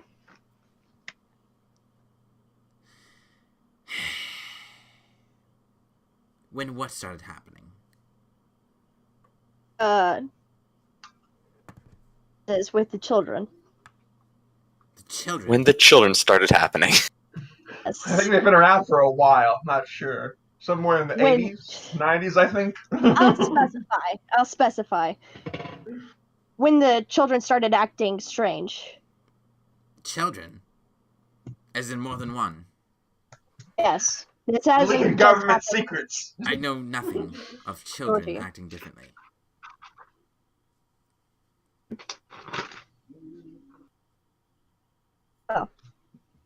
Certainly was helpful. Now, I do have one request of you. Oh God. what is it? The next time that you speak with your... I ask that you are kind to her and are nothing but gentlemanlike. For if I hear that, let's say, she is to be harmed in any way, then I will find you. And I promise that it will not be a very friendly encounter.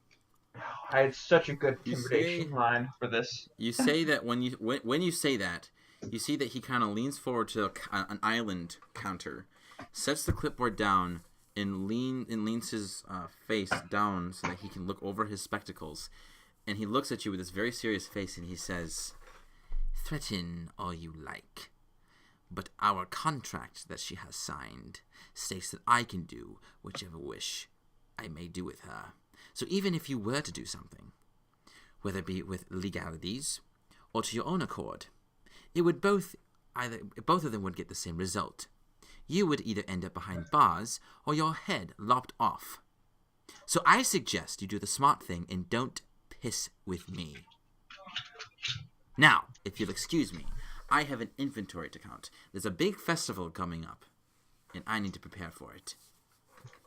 Oh right, the festival. Forgot about that. And he looks Yeah, back. that thing. The Bearded Heel Festival. But just remember, it could be the witch that we're dealing with, or it could be me. What He witch? leaves. And then he He's looks probably back at his confused right now. clipboard. He's looking back at his clipboard.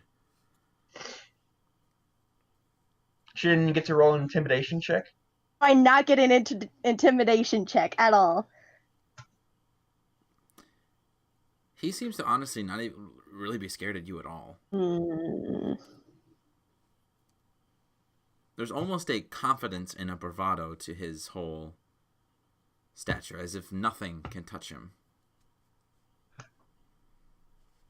Although, if you would like to attempt to actually get into his skin, I will let you. Ooh, can I? What do you do and say? Do it. Well, she already technically said something fairly intimidating, but she didn't get to roll for it. Yeah, you have to be more intimidating, I'm apparently. basically telling her that if she wishes to be more intimidating or try something even like creative, she's more than welcome to. It's not gonna go well. I look at Lily and I say, could you just send her a message? Him a message to come back. I don't like him being over there by himself. Can I look around for something that could possibly get under his skin? What do you think that would be?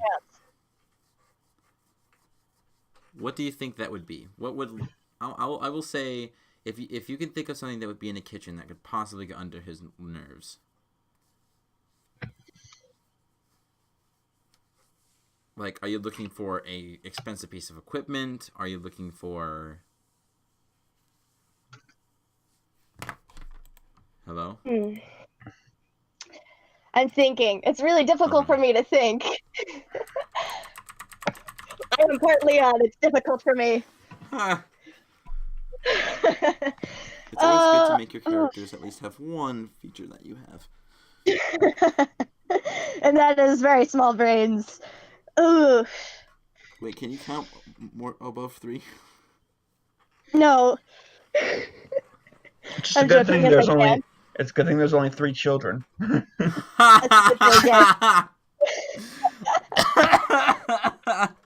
killed the DM. Source for the goods. Ugh. He'll say, let's just hope that you don't get sick again, like you did last time.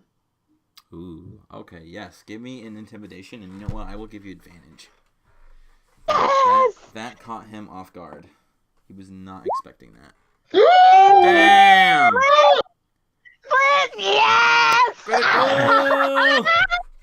Yes! Right. So, I'm so happy. you say this, and he's writing something, and his writing stops. And for the first time, you see like this intense amount of shock in his face. Yes. And he slowly looks at you with fear in his eyes, and he says, He's not even gonna look at them and leave. He goes, he goes to say something before you, like just as you walk out the door, and you shut the door before he can say anything. But like as he leaves, he's gotta turn back towards him and like smirk, and then shut the door.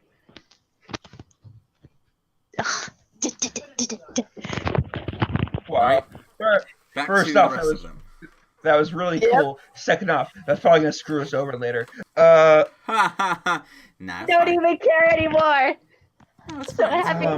Well, it's cool. It's fine. I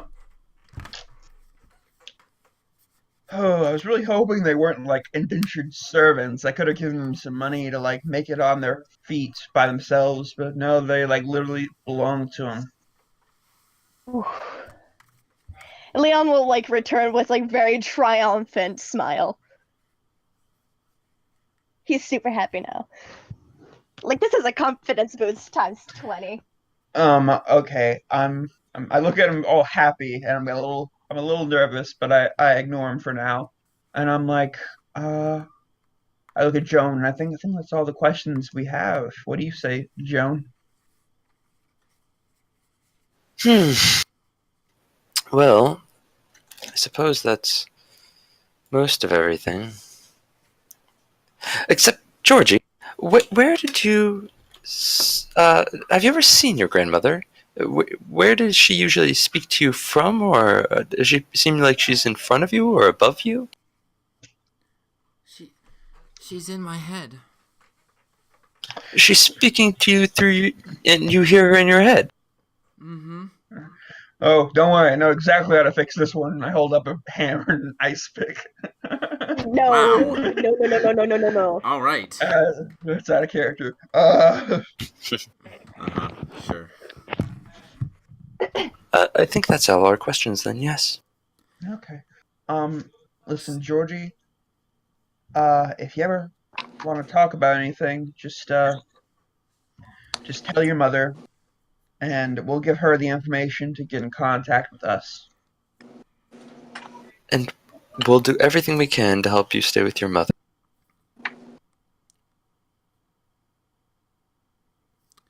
He shakes his head. I'm gonna ask Georgie if he has any remains of his grandmother, or either one of Georgie and or. Joan is going to look a little glarishly at Lily. He says, he goes, well, kind of. And when he says this, even his mother just kind of looks at him like, what? What do you mean, kind of, Georgie? Do you have something? He shakes his head yes. May we see it? He goes, if you take it, I won't be able to talk to her. Where did you get this from? We just want to see it, Georgie. We want to just see it. We don't want to keep it. We just want to see it. This. Just a quick glance. Someone gave it to me. Well, Who my gave mom it to was, you? I don't know. It was this. What did the figure look? Perhaps a cloaked figure. Shh! Let the boy speak. Sorry. Let the boy speak. This is also during Leon's escapade, so Leon won't be here until a little bit after. Okay. So, he says, well, when Mommy and I were out at the market outside, someone told me to come over to them. Excuse me, I just yawned. I thought that I thought they were just another person selling stuff, and they gave me this, and you see that he goes into his dirty trousers and pulls out what looks to be a silver piece. And upon inspection, you see that once the side that he presents it to you has a large gash across the face, which is the face of the king a few generations back when this coin was printed. Can I? May I see it? And I have Lily hold out her hand gentle. He have it slightly out there. He pulls the coin away from your hand and just kind of protects it, crossing his arms. No, Georgie, I'm not going to take it for you, but would you mind holding it close to me for a second? You can still hold it. I'm not going to touch it. I just want to try something with it. He kind of looks at you and looks back at Lily and just back and forth as he slowly brings it out, reaches his hand. And he actually kind of turns it, and you see that both sides have this gash. Is it the same gash, or two different gashes? Two different. Okay, I'm going to cast Detect Magic on the silver piece. Okay. I forgot exactly what that does. Actually, can I convince this kid to do that for 10 minutes while I do it as a ritual?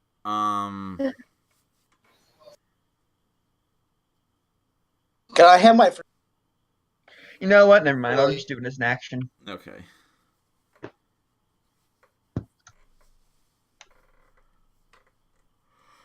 So go ahead and click on the spell so I can read it.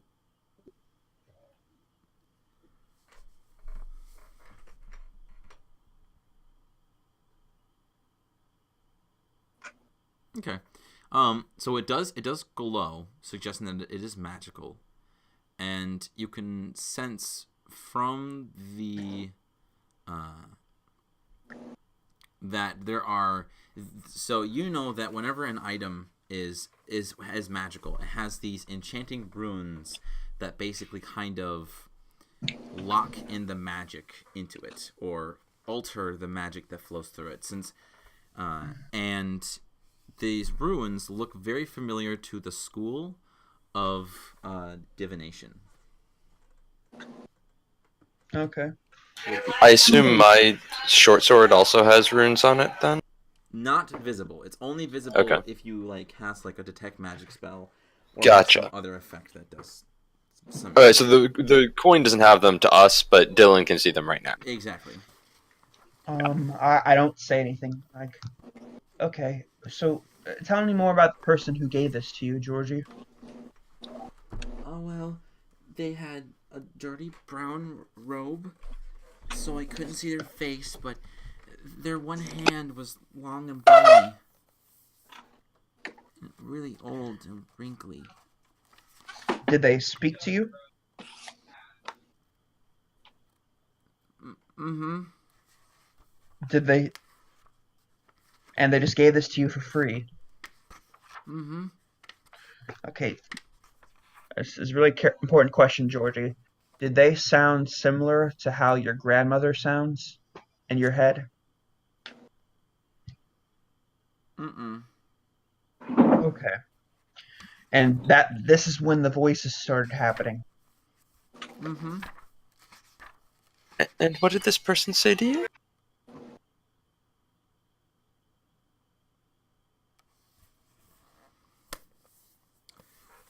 Well, they sounded like they had a really like low, like weird voice, like they were growling. And Oh, they told me that this coin was really old, and that he saw that my mother possibly could use some money to get new clothes. So he said that if I could sell it, me and my mom would be able to buy new clothes enough to give to a whole village. Then why did you not try to sell the coin, Georgie? Because a little bit after I got it, I started hearing a voice, and it said it was my grandma. And if I get rid of it, I can't talk to my grandma. Okay. How about this, Georgie? Obviously you don't know us very well, and I understand that. But what if, just hear me out. What if for a few days you let your mom hold on to the coin for you, and then we'll come back and see if it's okay for you to keep holding on to it. That way you don't have to worry about us taking it. It'll be nearby, but it'll be somewhere with someone you trust. Give me a persuasion. Okay. that is what you're best at. Yep. Just Rolls that's on what that our one. team. I point towards Lily. She's got knowledge. Jones got common sense. No, Lily, And Leon, the Leon brains. somewhere has muscles. It does Leon's got- it does like the Borderlands intro to characters. So it has like Lily, and it says her name, and then it says like some quote from her that she said, and then it says the brains, and then Dylan is the face, and Joan is the leader, and then Lee. It's a. I called it. I called it. I don't have called it. inspiration. Somebody give me inspiration. I said, watch it be a natural one. So, thank you, DM, for your vote of confidence. Dude, I have a curse. But 75% of the time, whenever I call it to be a nat 1, it becomes a nat 1. You should stop doing that. Stop should it, stop. buddy.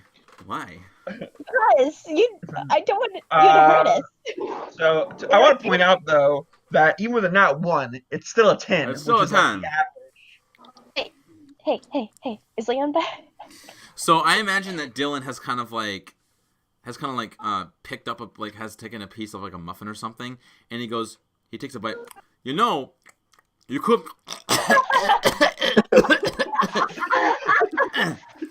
you could give your mother. He said he shakes his head no, and he goes, "No, I don't want to. I can't. I don't want to hurt Grandma's feelings." Listen, Can I have my familiar do like a but small his sleight of feelings are hand? more important. he's really holding on to that. It's gonna be some serious sleight of hand. Yeah, like, it's gonna be a really high DC. and Just also, like right how in does front a of him. weasel have sleight of hand? It doesn't even like. Weasels can do anything, don't you know? I'd like to lean over to Dylan. How close is Dylan to the mother or the boy? Snatch it and go. I'm joking. Don't do that. That's bad. Is Dylan near me? Like, is Dylan sitting next to me? I assume we're sitting next to each other. Lovely. That's up to you guys. Hey, Dylan. Do you think you would mind if I just punch the boy and grab? I wouldn't mind hearing that. Whoa. Can I do an Arcana check on the coin while they're conversating? I already detected magic. What your Arcana? You didn't say anything though. Like you just kept it to yourself. I'm pretty sure you would recognize detect magic. Actually, better idea. How about we ask the other two if we can have their coins? I mean, yeah, I guess we do have 2 more tries.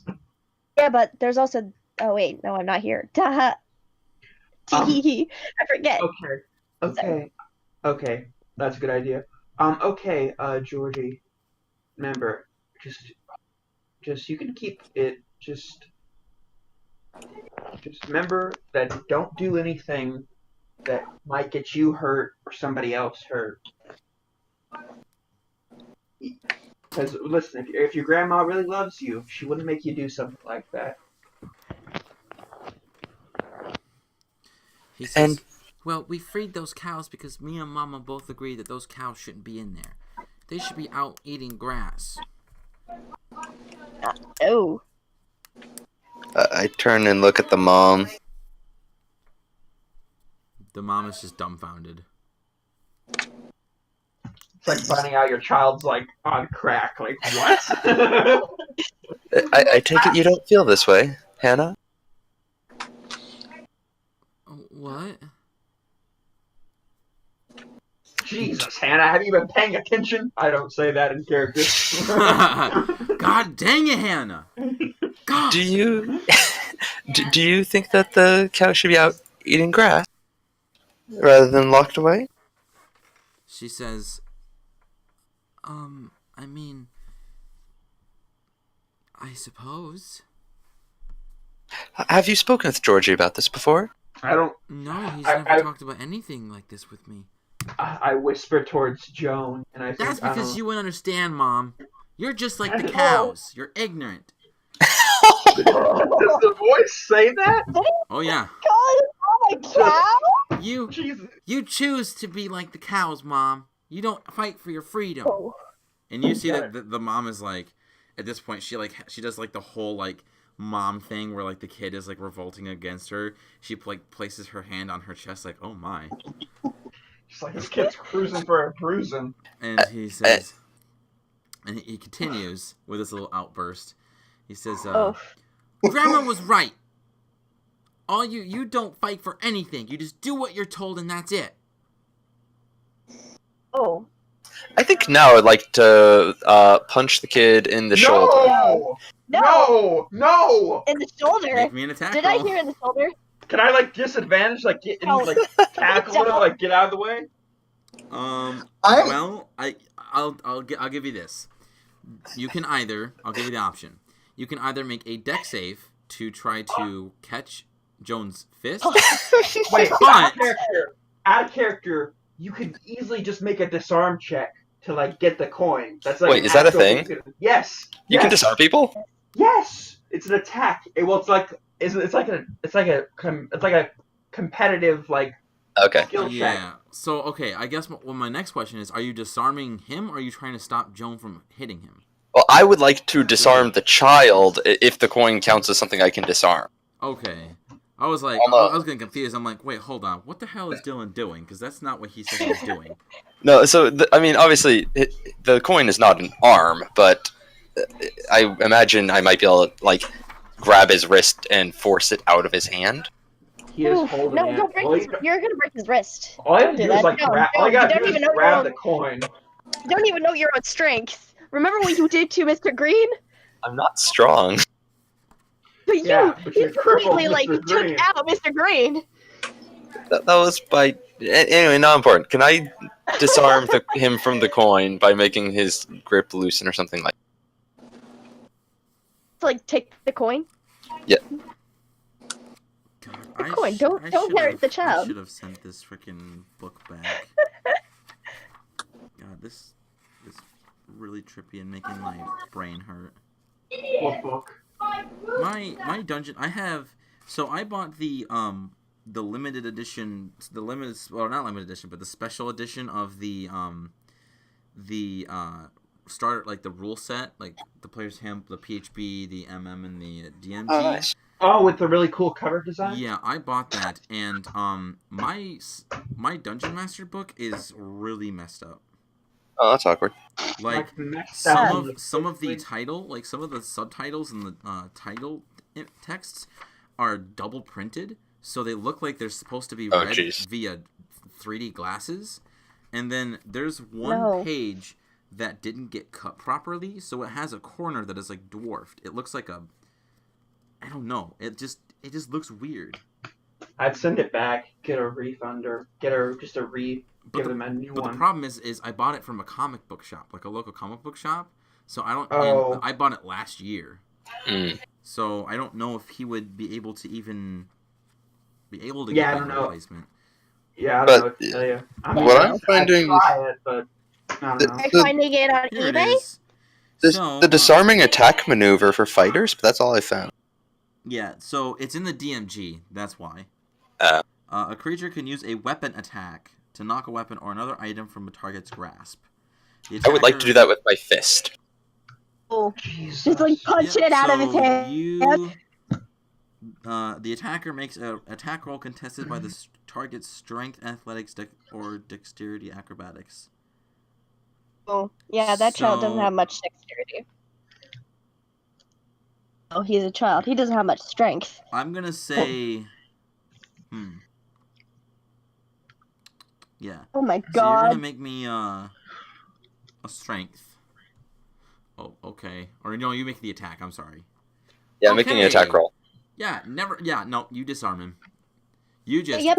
you grab a hold of his wrist, and since you're a monk, you can pinpoint where the certain spot where if you pinch it or you press it, it just makes all of his fingers and his grip just loosen, so he just drops Exactly.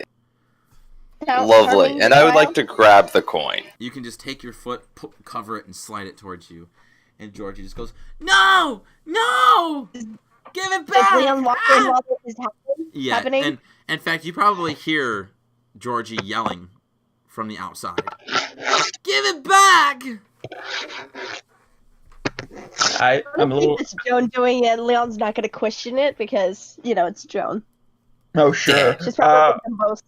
At least she didn't punch the kid. I'm like, Georgie, listen, I kind of like... What's going on in here? Hold on a second, Leon. Georgie, I realize you want to talk to your grandmother, but I have a sinking feeling that what's happening... Oh. And excuse me? When he does that, you can actually see with his eyes that his eyes are dilating. And all of the veins in his neck are throbbing, and there's tensity in his neck. And he says, "Give me back my coin!" Yeah, no. I'm going to... And Hannah just kind of scoots back but she's stopped by the counter. I cast sleep. While they're doing that, I'm just going to... the area of effect. Okay. I believe it's a 20-foot circle. So... I center it so it only affects him. Please don't. You make all of us go to sleep. I can just restrain the child. Well, this is a lot. I'm gonna say some people are surrounding him. There really is no way to get just him. Yeah, I mean, just let me restrain the child. You know what? Never mind. Just restrain the child. All I right. don't feel give it me- only lasts a minute anyway. I'm gonna say that you can just restrain him because he's already grappled by Joan, and you Wait, restrain what? him. Oh, I still have my hand on his wrist. I imagine so because you didn't say you let go. Yeah, so once he started getting angry, I was going to say I would like to. Actually, yeah, I'm just going to kind of keep my foot on the coin behind me and hold his wrist against a wall if there's one. Mm-hmm. Can I do a medicine check on this child? Because I don't know what just happened. So you have him grappled. Give me a. Yeah, you can give me a medicine check. Sweet. Jesus, you with the nat 20s. I know, right? Oh wow. You know for a fact that this is not something that can happen like medically, like biologically. This is probably something of an effective magic. He said his Do not veins let are bulging anyone from else his neck. touch that. Yes. Whatever you just took from him, do not let anyone else touch that. He says suddenly very worried for the child and for everyone else. I'm going involved. to cast Magic Hand and pick up the coin. It's under her It's foot. under Joan's foot. Oh, okay. Ask her to remove her foot, then pick up the coin. That's all you have to do. Just talk to each other. That's all you need to do. Hey, Joan, can you lift up your foot real quick?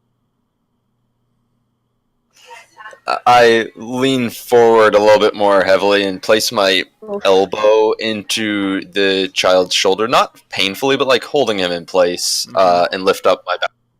All right, I would I'm also gonna like to use do my a mage religion hand check and on pick this up the child coin. because he kind of looks possessed. Especially since I got what I got from medicine. All right, so you Can I pick do up the that? coin. What? Wait, what are you doing?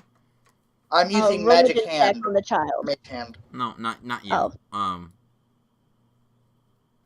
So Leon. religion check and mage hand. Oh, me? Yes, make a religion. Religion! Ooh, 18. nice.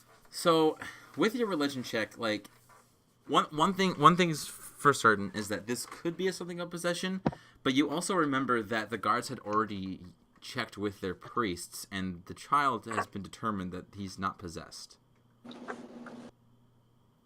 I don't.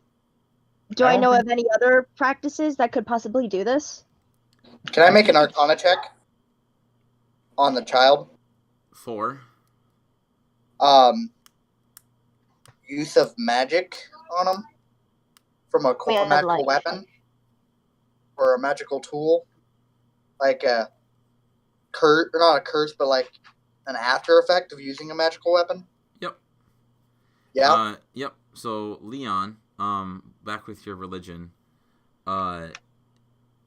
you other practices with religion, not really. The only other thing you can think of is there has been like tales of religion with soul where some of Luna's more powerful creatures have been not charmed, but basically have been, in a better lack of words, delved into the dark side so much that they kind of transformed into beings of evil.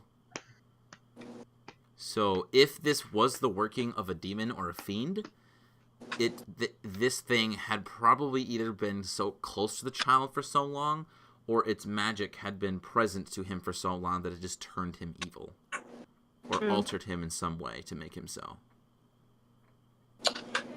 Okay. Do I have a? Yeah, no good. He's been around that coin for too long. I would suggest boxing it up or doing something with it so that no one else is tampered by it. I'm going to use with my mage hand, stick the coin in my small bag of sand and embed it in the sand and then close the bag of sand up. All right. Do not touch that with your bare hands.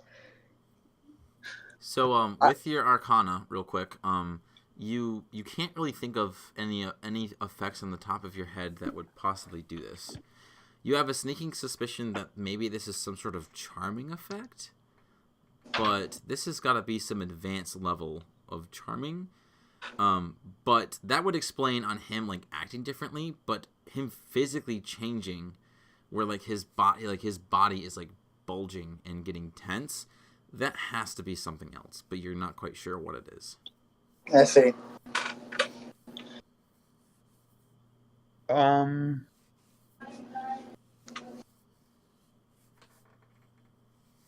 really at a loss of what to say. I'm just like, just to his calm. hermit room So, and Dylan, remember did you- what his parents would do to him, only because this is like a moment of weakness, and since he has to do something about this child and like getting a little bit evil, so he's just gonna pray slightly to himself at his head towards Ariel, and just basically send her like a quick little prayer, going just like, whatever has happened to this child, whether it be a charm from one of your own, just make it go away, please. Please, that'd be great. I've had a really long day, and this is not what I need right now. The day's only begun.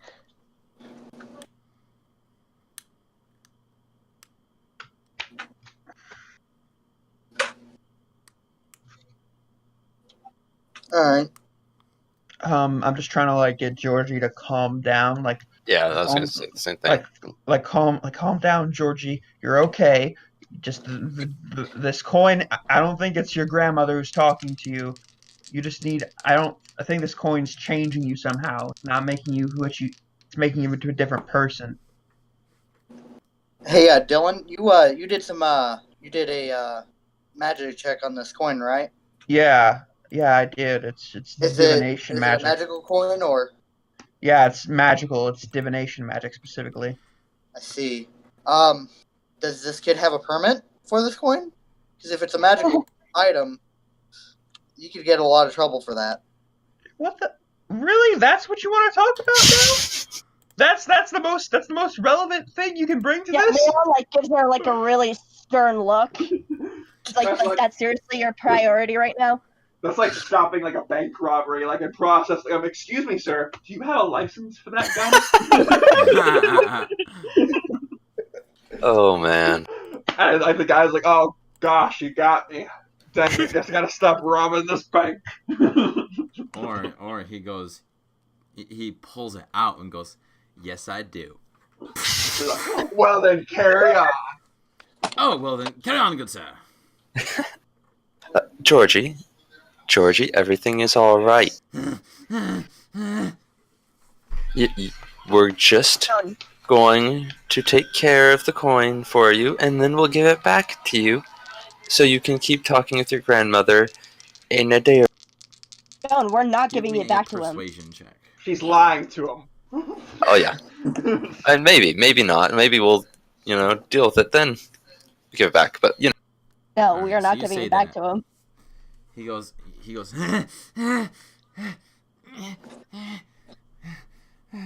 and his neck slowly goes back to its normal proportion. His eyes dilate, and he just goes limp, and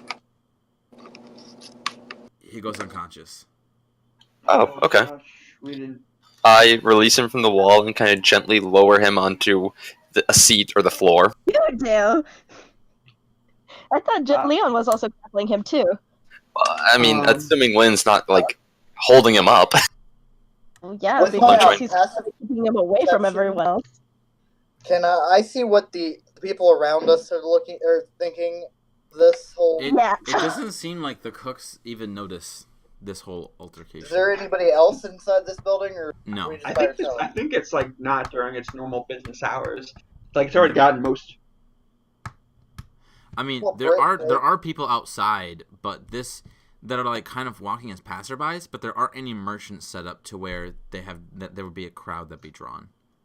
I see. After making sure that that the boy is okay and that the coin is in a safe place, I look at Hannah, who I'm sure is obviously freaked out right now. Oh yeah. I'm like, Hannah, I feel like I don't think your son has been talking to his grandmother. I think there's some evil magic going on with this coin, and I feel like it's affecting a lot of children. Sorry, go ahead. Maybe even more than we think. Has he ever passed out like this before? This She is the one stares at when he's been him working on some very dark intently, magic. as if there was a nasty monster in front of her that was going to rip her throat open. And she shakes her head no.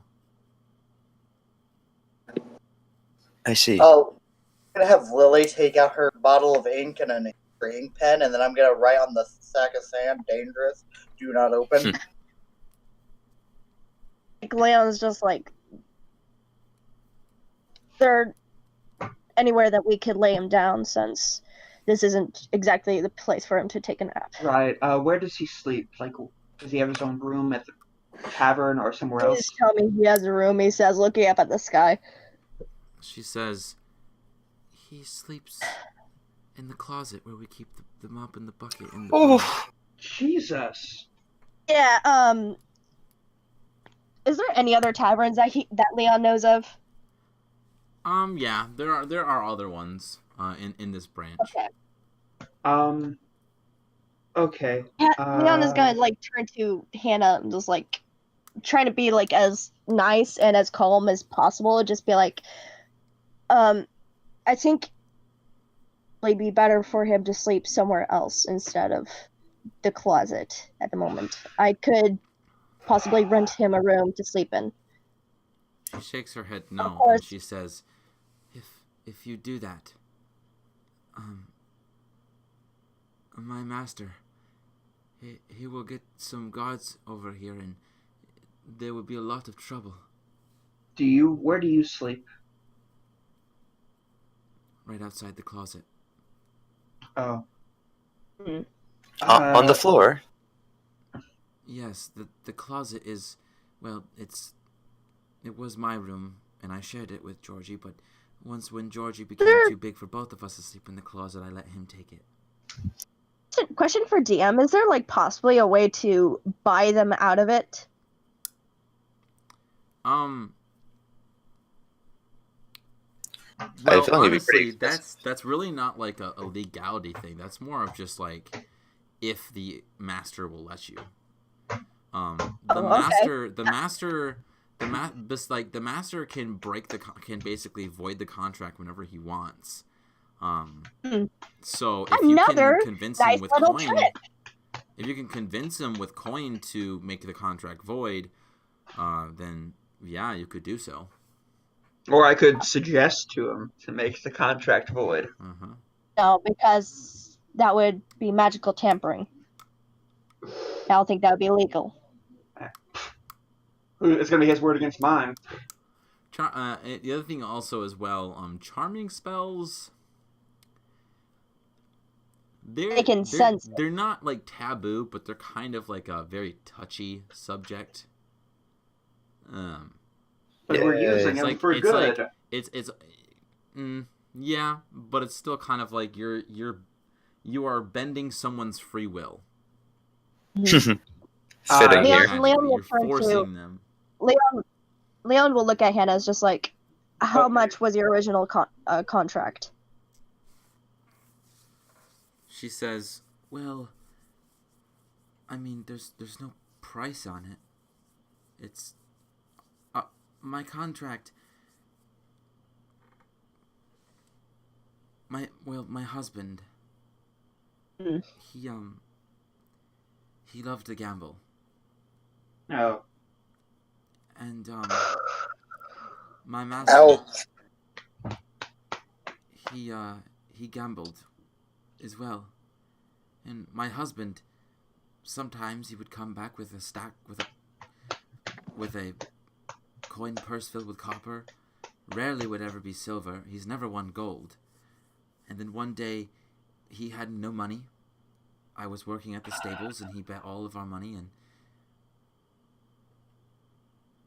my master made a deal with him. Sorry.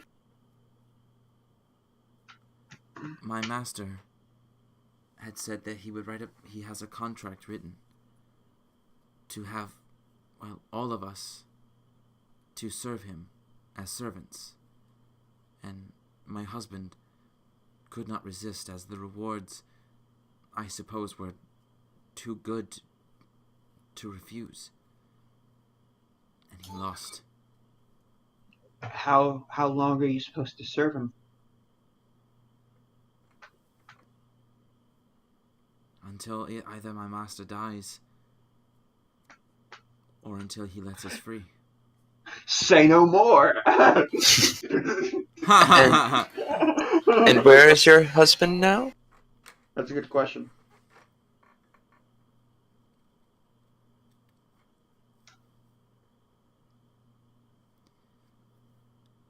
He died.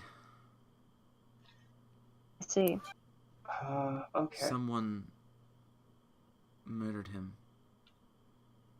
Someone. How long ago was this? A few years back. Okay, so this is before the cow incident. So, shouldn't that mean that she's no longer...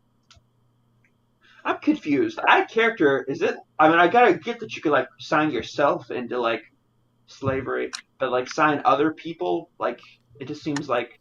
Is that legal in this universe? So in Astria, if the man owns the family, so if the man signs the contract, then the family are also included. Wow. This country sucks. Yep. Burn it Okay. to the ground. Joan, Okay. you with me? Well, Hear the well, contract. We're gonna destroy the globalists. why destroy the contract? It'd be so much easier just to kill the guy. Like, because he has, like, copies No, of that. there are certain ways that we can persuade the man. We can make it look We're like an not- accident, like he fell down the stairs and somebody stabbed him a bunch of times. Like he ran We're into a not knife going 12 to times. kill him. We're not going to kill him. Just hold on. Okay. Let's just see how much it's. Let's just see if we can. Ahem. I'm not. He's I never just said. really I never said in character that I'm gonna kill him. I would never say that in character. Okay. In front of I was gonna say. Hannah. It's going to Hannah. look at Hannah. It's just like, we're going to make sure that you're gonna get out of this okay. Hannah. Within legal actions. Yes, my law. The law of Dylan Mordecai. We could have the kid kill the man with Oh, poison good. We're not gonna and traumatize the kid have him blame even it on more. the coin again. Jeez Louise. Out No, of character, no more aren't you? suggest. Okay. So anyway, Really say that. Leon's just like gonna look at the child. Just like gonna look at Hannah. So we're going to go talk with your employer really quick. Don't worry about it. Look at his party. Are any of you gonna stay with the two of them? I'll go talk Dylan to. talk. I'll go Bringing talk Dylan, to the yes. employer. I'll talk to the employer. Joan, you make sure that they get to where they need to sleep, so the boy can like rest. I'm Right. not sure if we can solve this today, but let's see if we can solve this. Maybe we could solve it either right now, or maybe We're with solving it as soon as possible. Yeah, or maybe once we get the money from, we could solve it that way. What is with you in money? He's seen mumbles just under his breath as he walks out. Could someone give me an insight check real quick? All of us could do an insight check. I'll do an insight check. Who, you? 20. Yeah. So 12. So, anybody else? I'll do it. Sure. It's probably gonna be really bad since, you know. Yeah, see? Everybody. So first, Except for Lily. Lily. Well, actually, I'll start. Well, actually, we'll go with Joan and Dylan. When she had mentioned that her husband was murdered, both of you had this sense that with the aura coming from her, that obviously this is very traumatizing. There was also some sort of unease to her. Like, this isn't something, when she says it, It wasn't just something of like, oh yeah, my husband died a few years ago. This was something that was just more than that. Almost as if, well, I'll say that with Lily, you see the same thing, but you get the additional factor of it almost feels as if she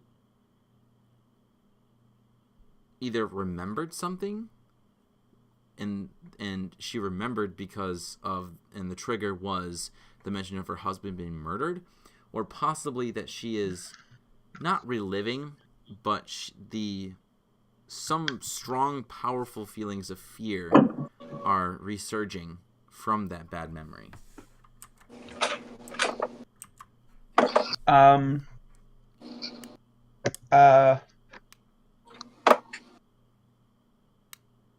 gonna walk over to her and kind of put like one of my soft hands on her shoulder to kind of comfort her. Soft wizard hands. I know, right? And how many years ago was it? And do you know? Were you there for the murder? Jesus, Lily. A little. Oh my Could you be a little gosh, more? Lily. Could you be a little more blunt? Like, so what position was his body in when he died? Was it sort of like on his back, on his Did he chest? slowly? Leon looks at her and is just like, that is not a subject you should And bring up to remember, anyone. liars go to hell. It's gonna be the running gag. Oh goodness. So she looks at you, and she says, "It was 5 years ago, and I was."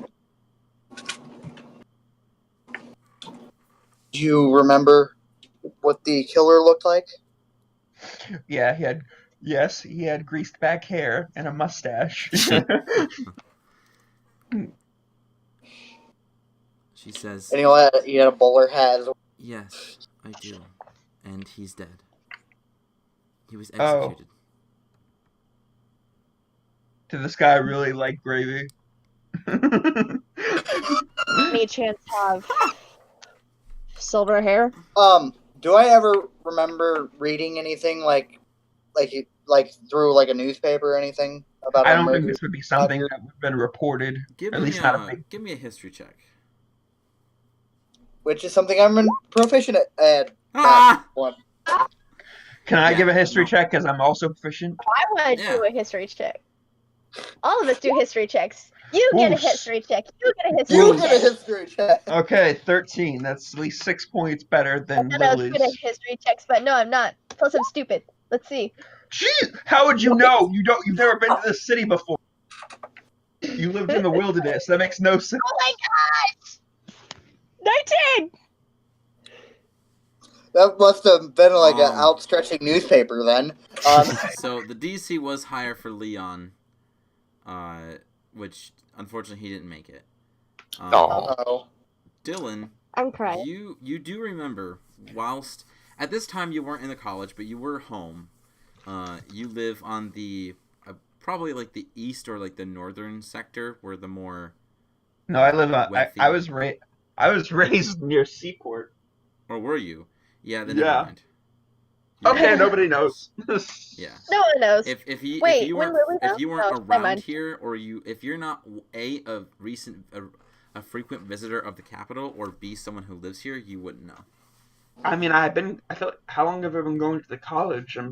Well, this was 5 years ago, and I assume, and with College you forever, would have not have been there for 5 years. Okay. I'd say Okay. four Like, how at the old is most. Dylan? Lily joined the college a year. But you live in this city. But yeah, Lily lived in the city. It's her Okay. family. Okay. Well, you just stay with Joan and make sure you get your son to a place where he can rest. Me and my friend here, Leon, are gonna go have a talk with Gilbert. Was it? Zach. It was Gilbert. It was Zach. No, I was gonna say something. Oh. I was gonna. What was your passive perception again? Mine 18, 18. but my passive investigation is 19. So with your passive, you immediately notice that when she gives a description of the killer, which she does, you have this sense that she's not telling the truth. He had a banana-shaped scar, an eye patch. He had armor that made him look like a dragon. He stood 7 feet tall. He had a very large sword. Kind of. I'm gonna look her dead in the eye. Hey, that's not everything. Jesus, Lily, there's this thing. It's called tact. This is like Leon, just like a very embarrassed father. It's just like, oh Lily, oh my god, please. Because like pinching the bridge of his nose, just like, oh god. Like this hurts him on another level. She says they were able to prove it was him. Okay. Well, that's enough of that. Let's go. Because we spent too much time here. Let's get your son to a safer place. And meanwhile, me and Leon will go talk to Gilbert. And once they leave, it's just like Leon just gives Dylan the heads up that he already had a very successful talk with him. Very successful talk with him. We come back and there's guards everywhere. I'm gonna have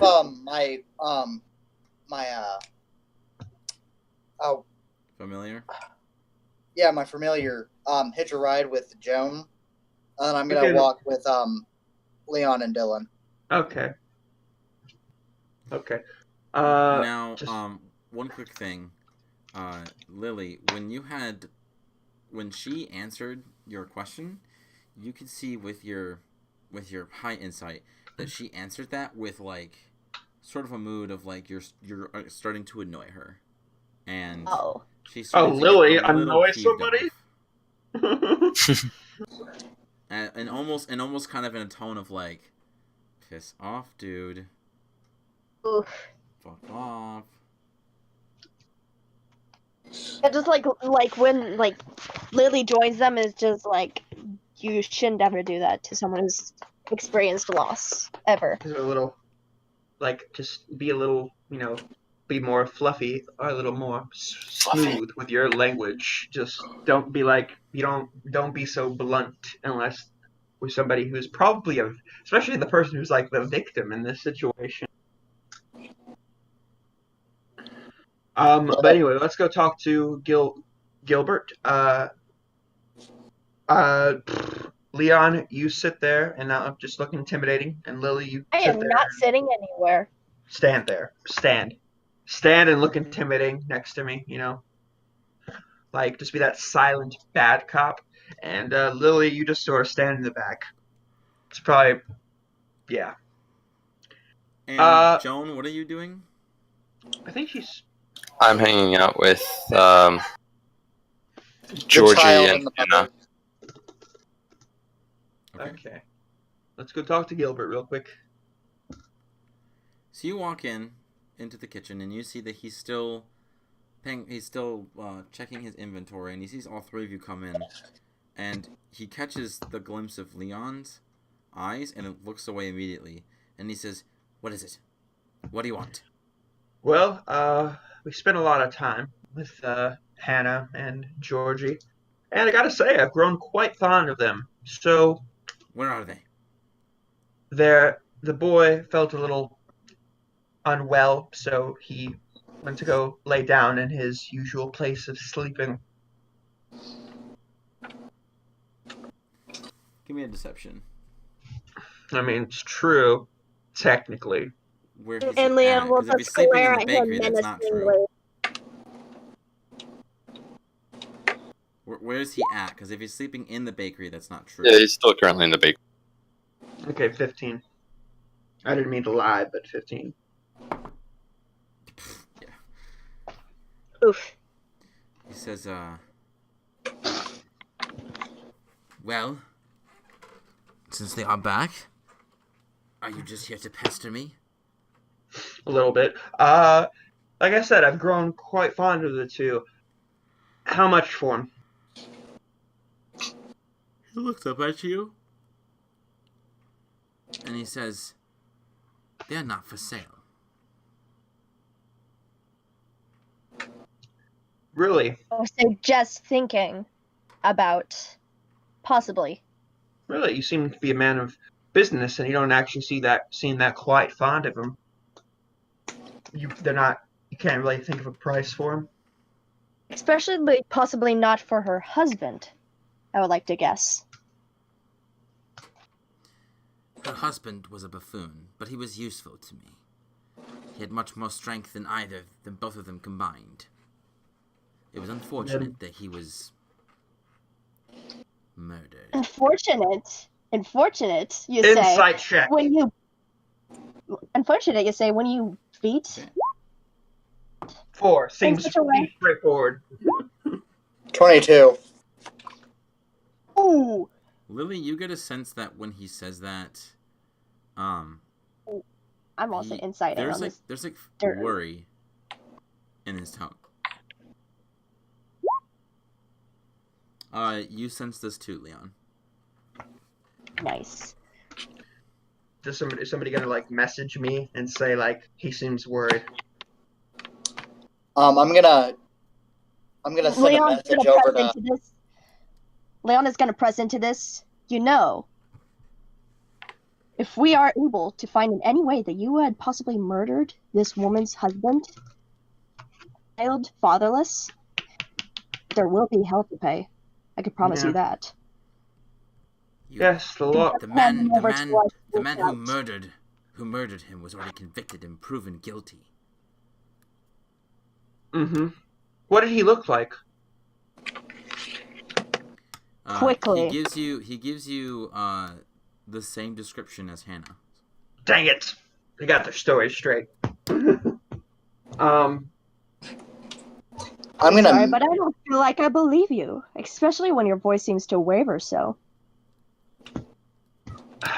I mean, well, what can I say? I'm standing in the presence of a man who spies on me. Spies? That's a very strong word, Mr. Gilbert. Certainly, I'm just watching over.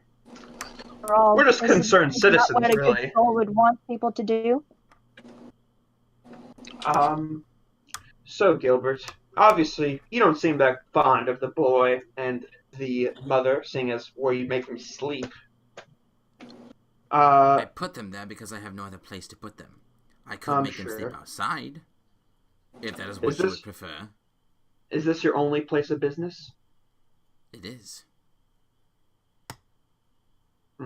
Inside check. Okay. 8. My insight's crap today.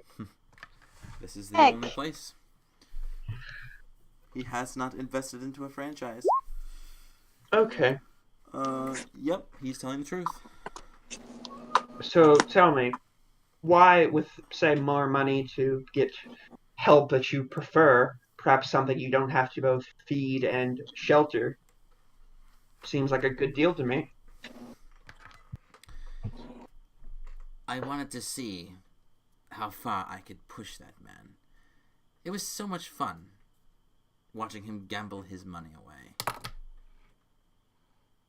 I'm sure Hannah probably did tell you about his gambling problem, since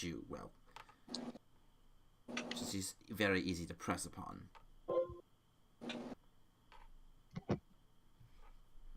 She mentioned it. So, I had come up with the crazy idea out of a whim to bet on this contract. And then the next time that we had met together to gamble, I presented it and he took it. Just like that. Like a reef shark would rotten fish.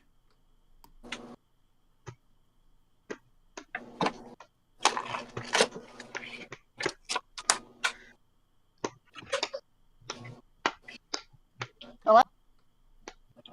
Oh, is it working now? Yes. Okay. Yes, you seem quite proud of your cunning.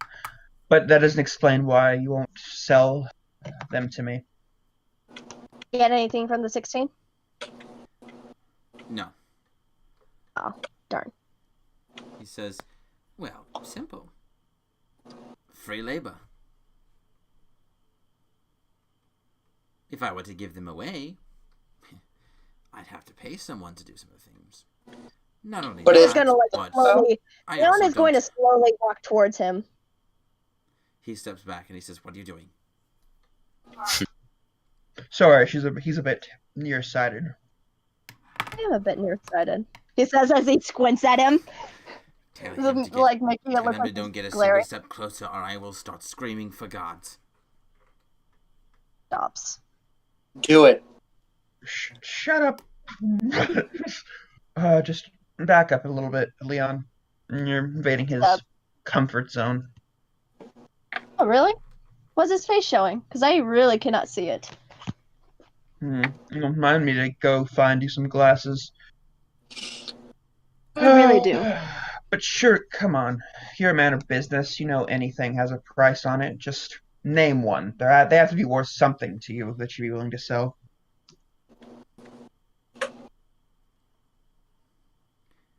They are too valuable to me. Are they? Just so. Can I? Is he like With a very Is he like serious hiding face. something? Like something's not quite right? You can give me an Leon's insight going to check. look at him in a very serious face. What if I was to switch myself with them? Whoa. 10. Whoa, though. With a 10, you do get the sense that there is something very off. Something just isn't quite making sense, really. Oh. Lag. Sorry. Whether it be that if they're so valuable to not sell them, why would he mistreat them so? Wouldn't he want to take care of them to their utmost ability so they can perform at their best? There is I would say you have like this presence that there's something personal connected to these two and that is the reason why that he's trying that he's not or he's oh my god, if I could speak today that would be great. That he refuses to let them go. I say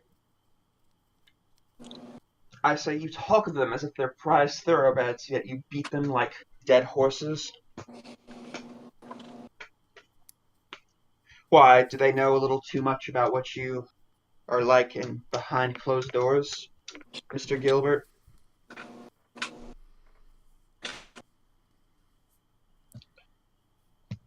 No. Is there like an office? Like, do we know if there's like an office in the building? You don't. Oh. I would not have found it if I was searching when I was searching earlier. No, because you were just searching the general area. Yeah. Okay. Leon looks at him and says, well, what if someone was willing to switch places with them? I give Leon a very, surprised look, whoa. He looks at you and he looks you up and down. He says, no, but not just because I still want them, but also because if you're referring to yourself, I still don't want someone who's been spying on me. It would be idiotic to get them even closer. I pat Leon on the shoulder, and I say, Leon, he obviously doesn't want a servant that he can't beat without a reaction. And who said anything about him watching you? And I'm gonna snap my fingers and have my familiar pop into my hand. I see. A student. If you are why would you? If you are confessing to spying, I could have you charged for that. Oh.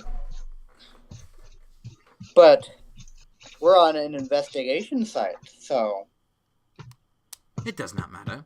If a guard was to just slay someone and murder them in a crime scene place, he would still get charged. It means nothing Well, yes, where you that's are. the thing, though. He was murdering someone. But Sorry, my thing it's is an really straight. investigation. Hey guys, I have to go get my laptop's about to die. I have to go get a charger real quick. Okay. Plus, my Discord keeps on kicking me out. So, what did Gilbert say to me? Nothing, I don't think.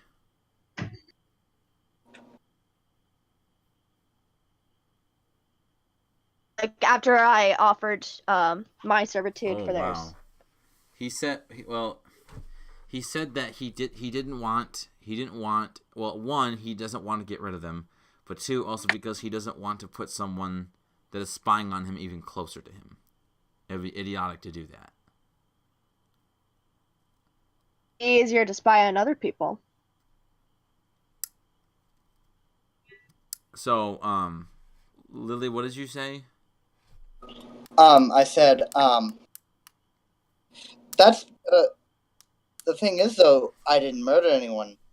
And anyways, since it's an open investigation, I never said when I started spying. No, but I also didn't refer to when the spying occurred. He spied on me weeks ago. And if you're confessing to something, that is before the investigation. Therefore, I can charge you for that. Next time before you open Spying your on young you little mouth. weeks ago. It was an open investigation long before that. And they're just telling us what had happened. If you're referring to the point of where someone poisoned my drink and made me sick, that was weeks ago. Ago. It is a certain process of elimination to find out what had happened for Hannah's husband. Can I roll a stealth check to have my familiar look around the building for an office? Yeah, you can give me a stealth check on him. Alright. As someone who has 23.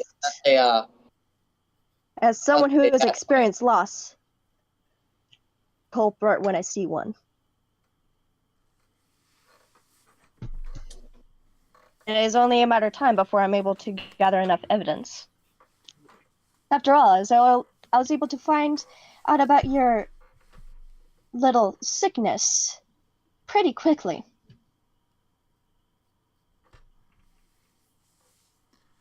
You can see that he's still obviously, like, you still have this intimidating presence, but you can definitely say that some of it is getting washed out by pure anger. And Lily, your familiar can walk out, but it'll take a couple minutes. Sir. Alright. Well, like I said, obviously you don't want to make a deal, but I will admit both the several of the guards and even a little bit of the adventurers are a little curious. We feel like the murder of Hannah's husband and your servant was not given the due diligence it required for investigation. Perhaps they caught the wrong man, perhaps not, but I think it's worth opening a cold case. And if we figure out that the wrong man was convicted, and you were somehow related to Hannah's poor dear departed husband's death, why the city guard would be on you like thunder on lightning. He says, you can search all you want, but when they investigated, they found the evidence that proved that he was the one that murdered him. What was the killer's name?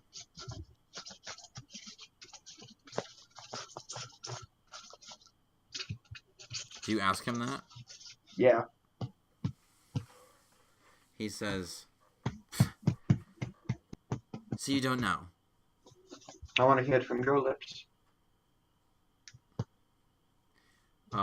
He says, Kyle. Kyle Wrightsworth. Kyle Wrightsworth.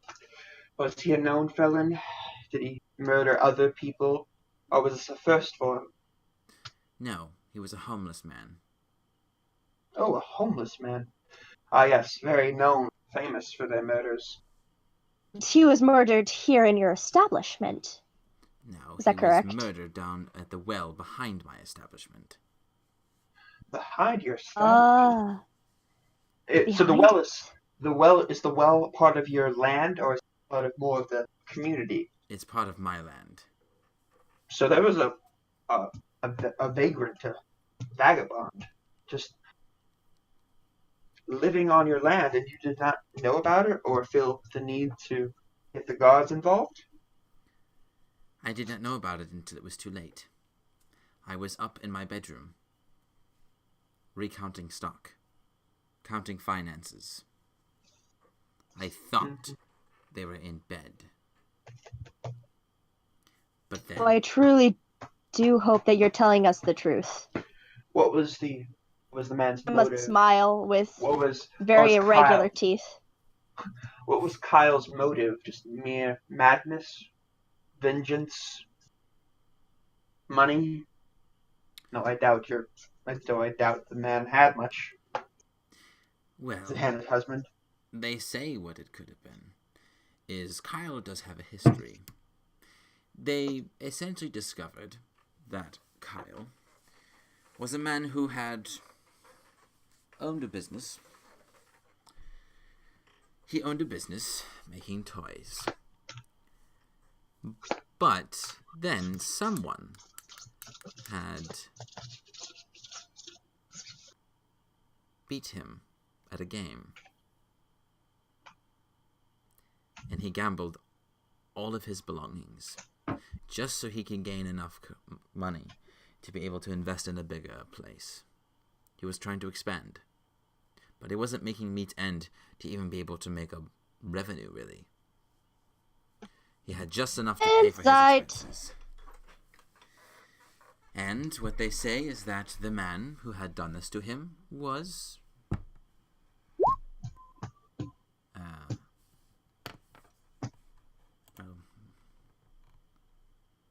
Mr. Maya. You feel that with your insight, Leon, did you do one? Did I? No, I didn't. No, you did. That's 16. No, wait, that's Lily. That's Lily. No, yeah. Insight check. Probably not good. Yeah, that's a 4. It is not. So, Lily, even with yours, you can ascertain that he's telling the truth.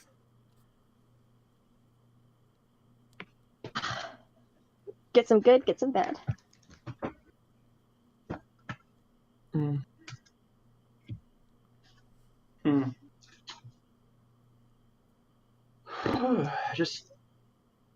just seems a little too convenient. I don't know. Perhaps it's the poet in me. Perhaps. Oh well. We'll leave you. We'll get out of your hair for today, Mr. Gilbert. If you change your mind about a possible sell, please. And I give him sort of a PO box at the college. Please, let me know. He just stares at you silently. And as he leaves, he's going to smile, flashing some really irregular, kind of bear-like teeth at him. And a more like an intimidating smile than a friendly one. Alright, so, Joan, you're sitting in the bakery, watching these two. And you see that this has been a few minutes. Your friends have been away for a few minutes now. And you first hear the sound of a slight faint groan. And when you look over at Georgie, you see that his head moves. As if he moves his head over. And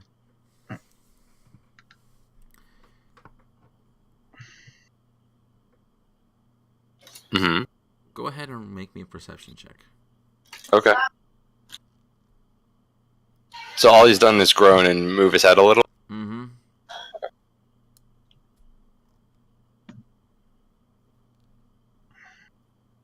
Ooh, it's a good one. You Ooh. sit there and you just kind of watch him, and you hear him say,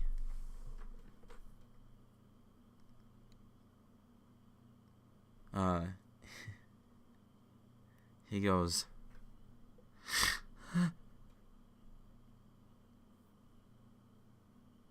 I'll do it. I'll kill him, Grandma. I'll kill him. And that's where we'll end it for tonight. Oh, Nice. Mm, we really don't get a lot done on our sessions. We always get caught up on one thing. Honestly, I was kind of anticipating this, to be honest with you. This is kind of how it was supposed to go. Jeez, we're just trying to hunt down we're just trying to figure out what all these kids are doing, and we got so many threads going everywhere that may or may not be connected. we're probably going to have to kill some guy. We're probably going to have to kill somebody. Maybe. I really hope we don't have to kill the kid. Oh, we're not killing the kid no matter what. I don't even care. Joan, we're not killing the child. If you heard me, but he said, I'll kill him. Yeah, I thought so. Cool. Okay. Oh, probably Leon, from how things are going, if my hypotheses are correct. Nah, it's not Leon. So, next time, our heroes will continue their investigation, possibly go to the other children to gather more info or from answers, or may continue to investigate the so-called solved case of the murder mystery of the Meyer family. Yay. Until then, we will see y'all next week. Hello? Goodbye. Bye. Bye-bye. Still on the computer with your friends?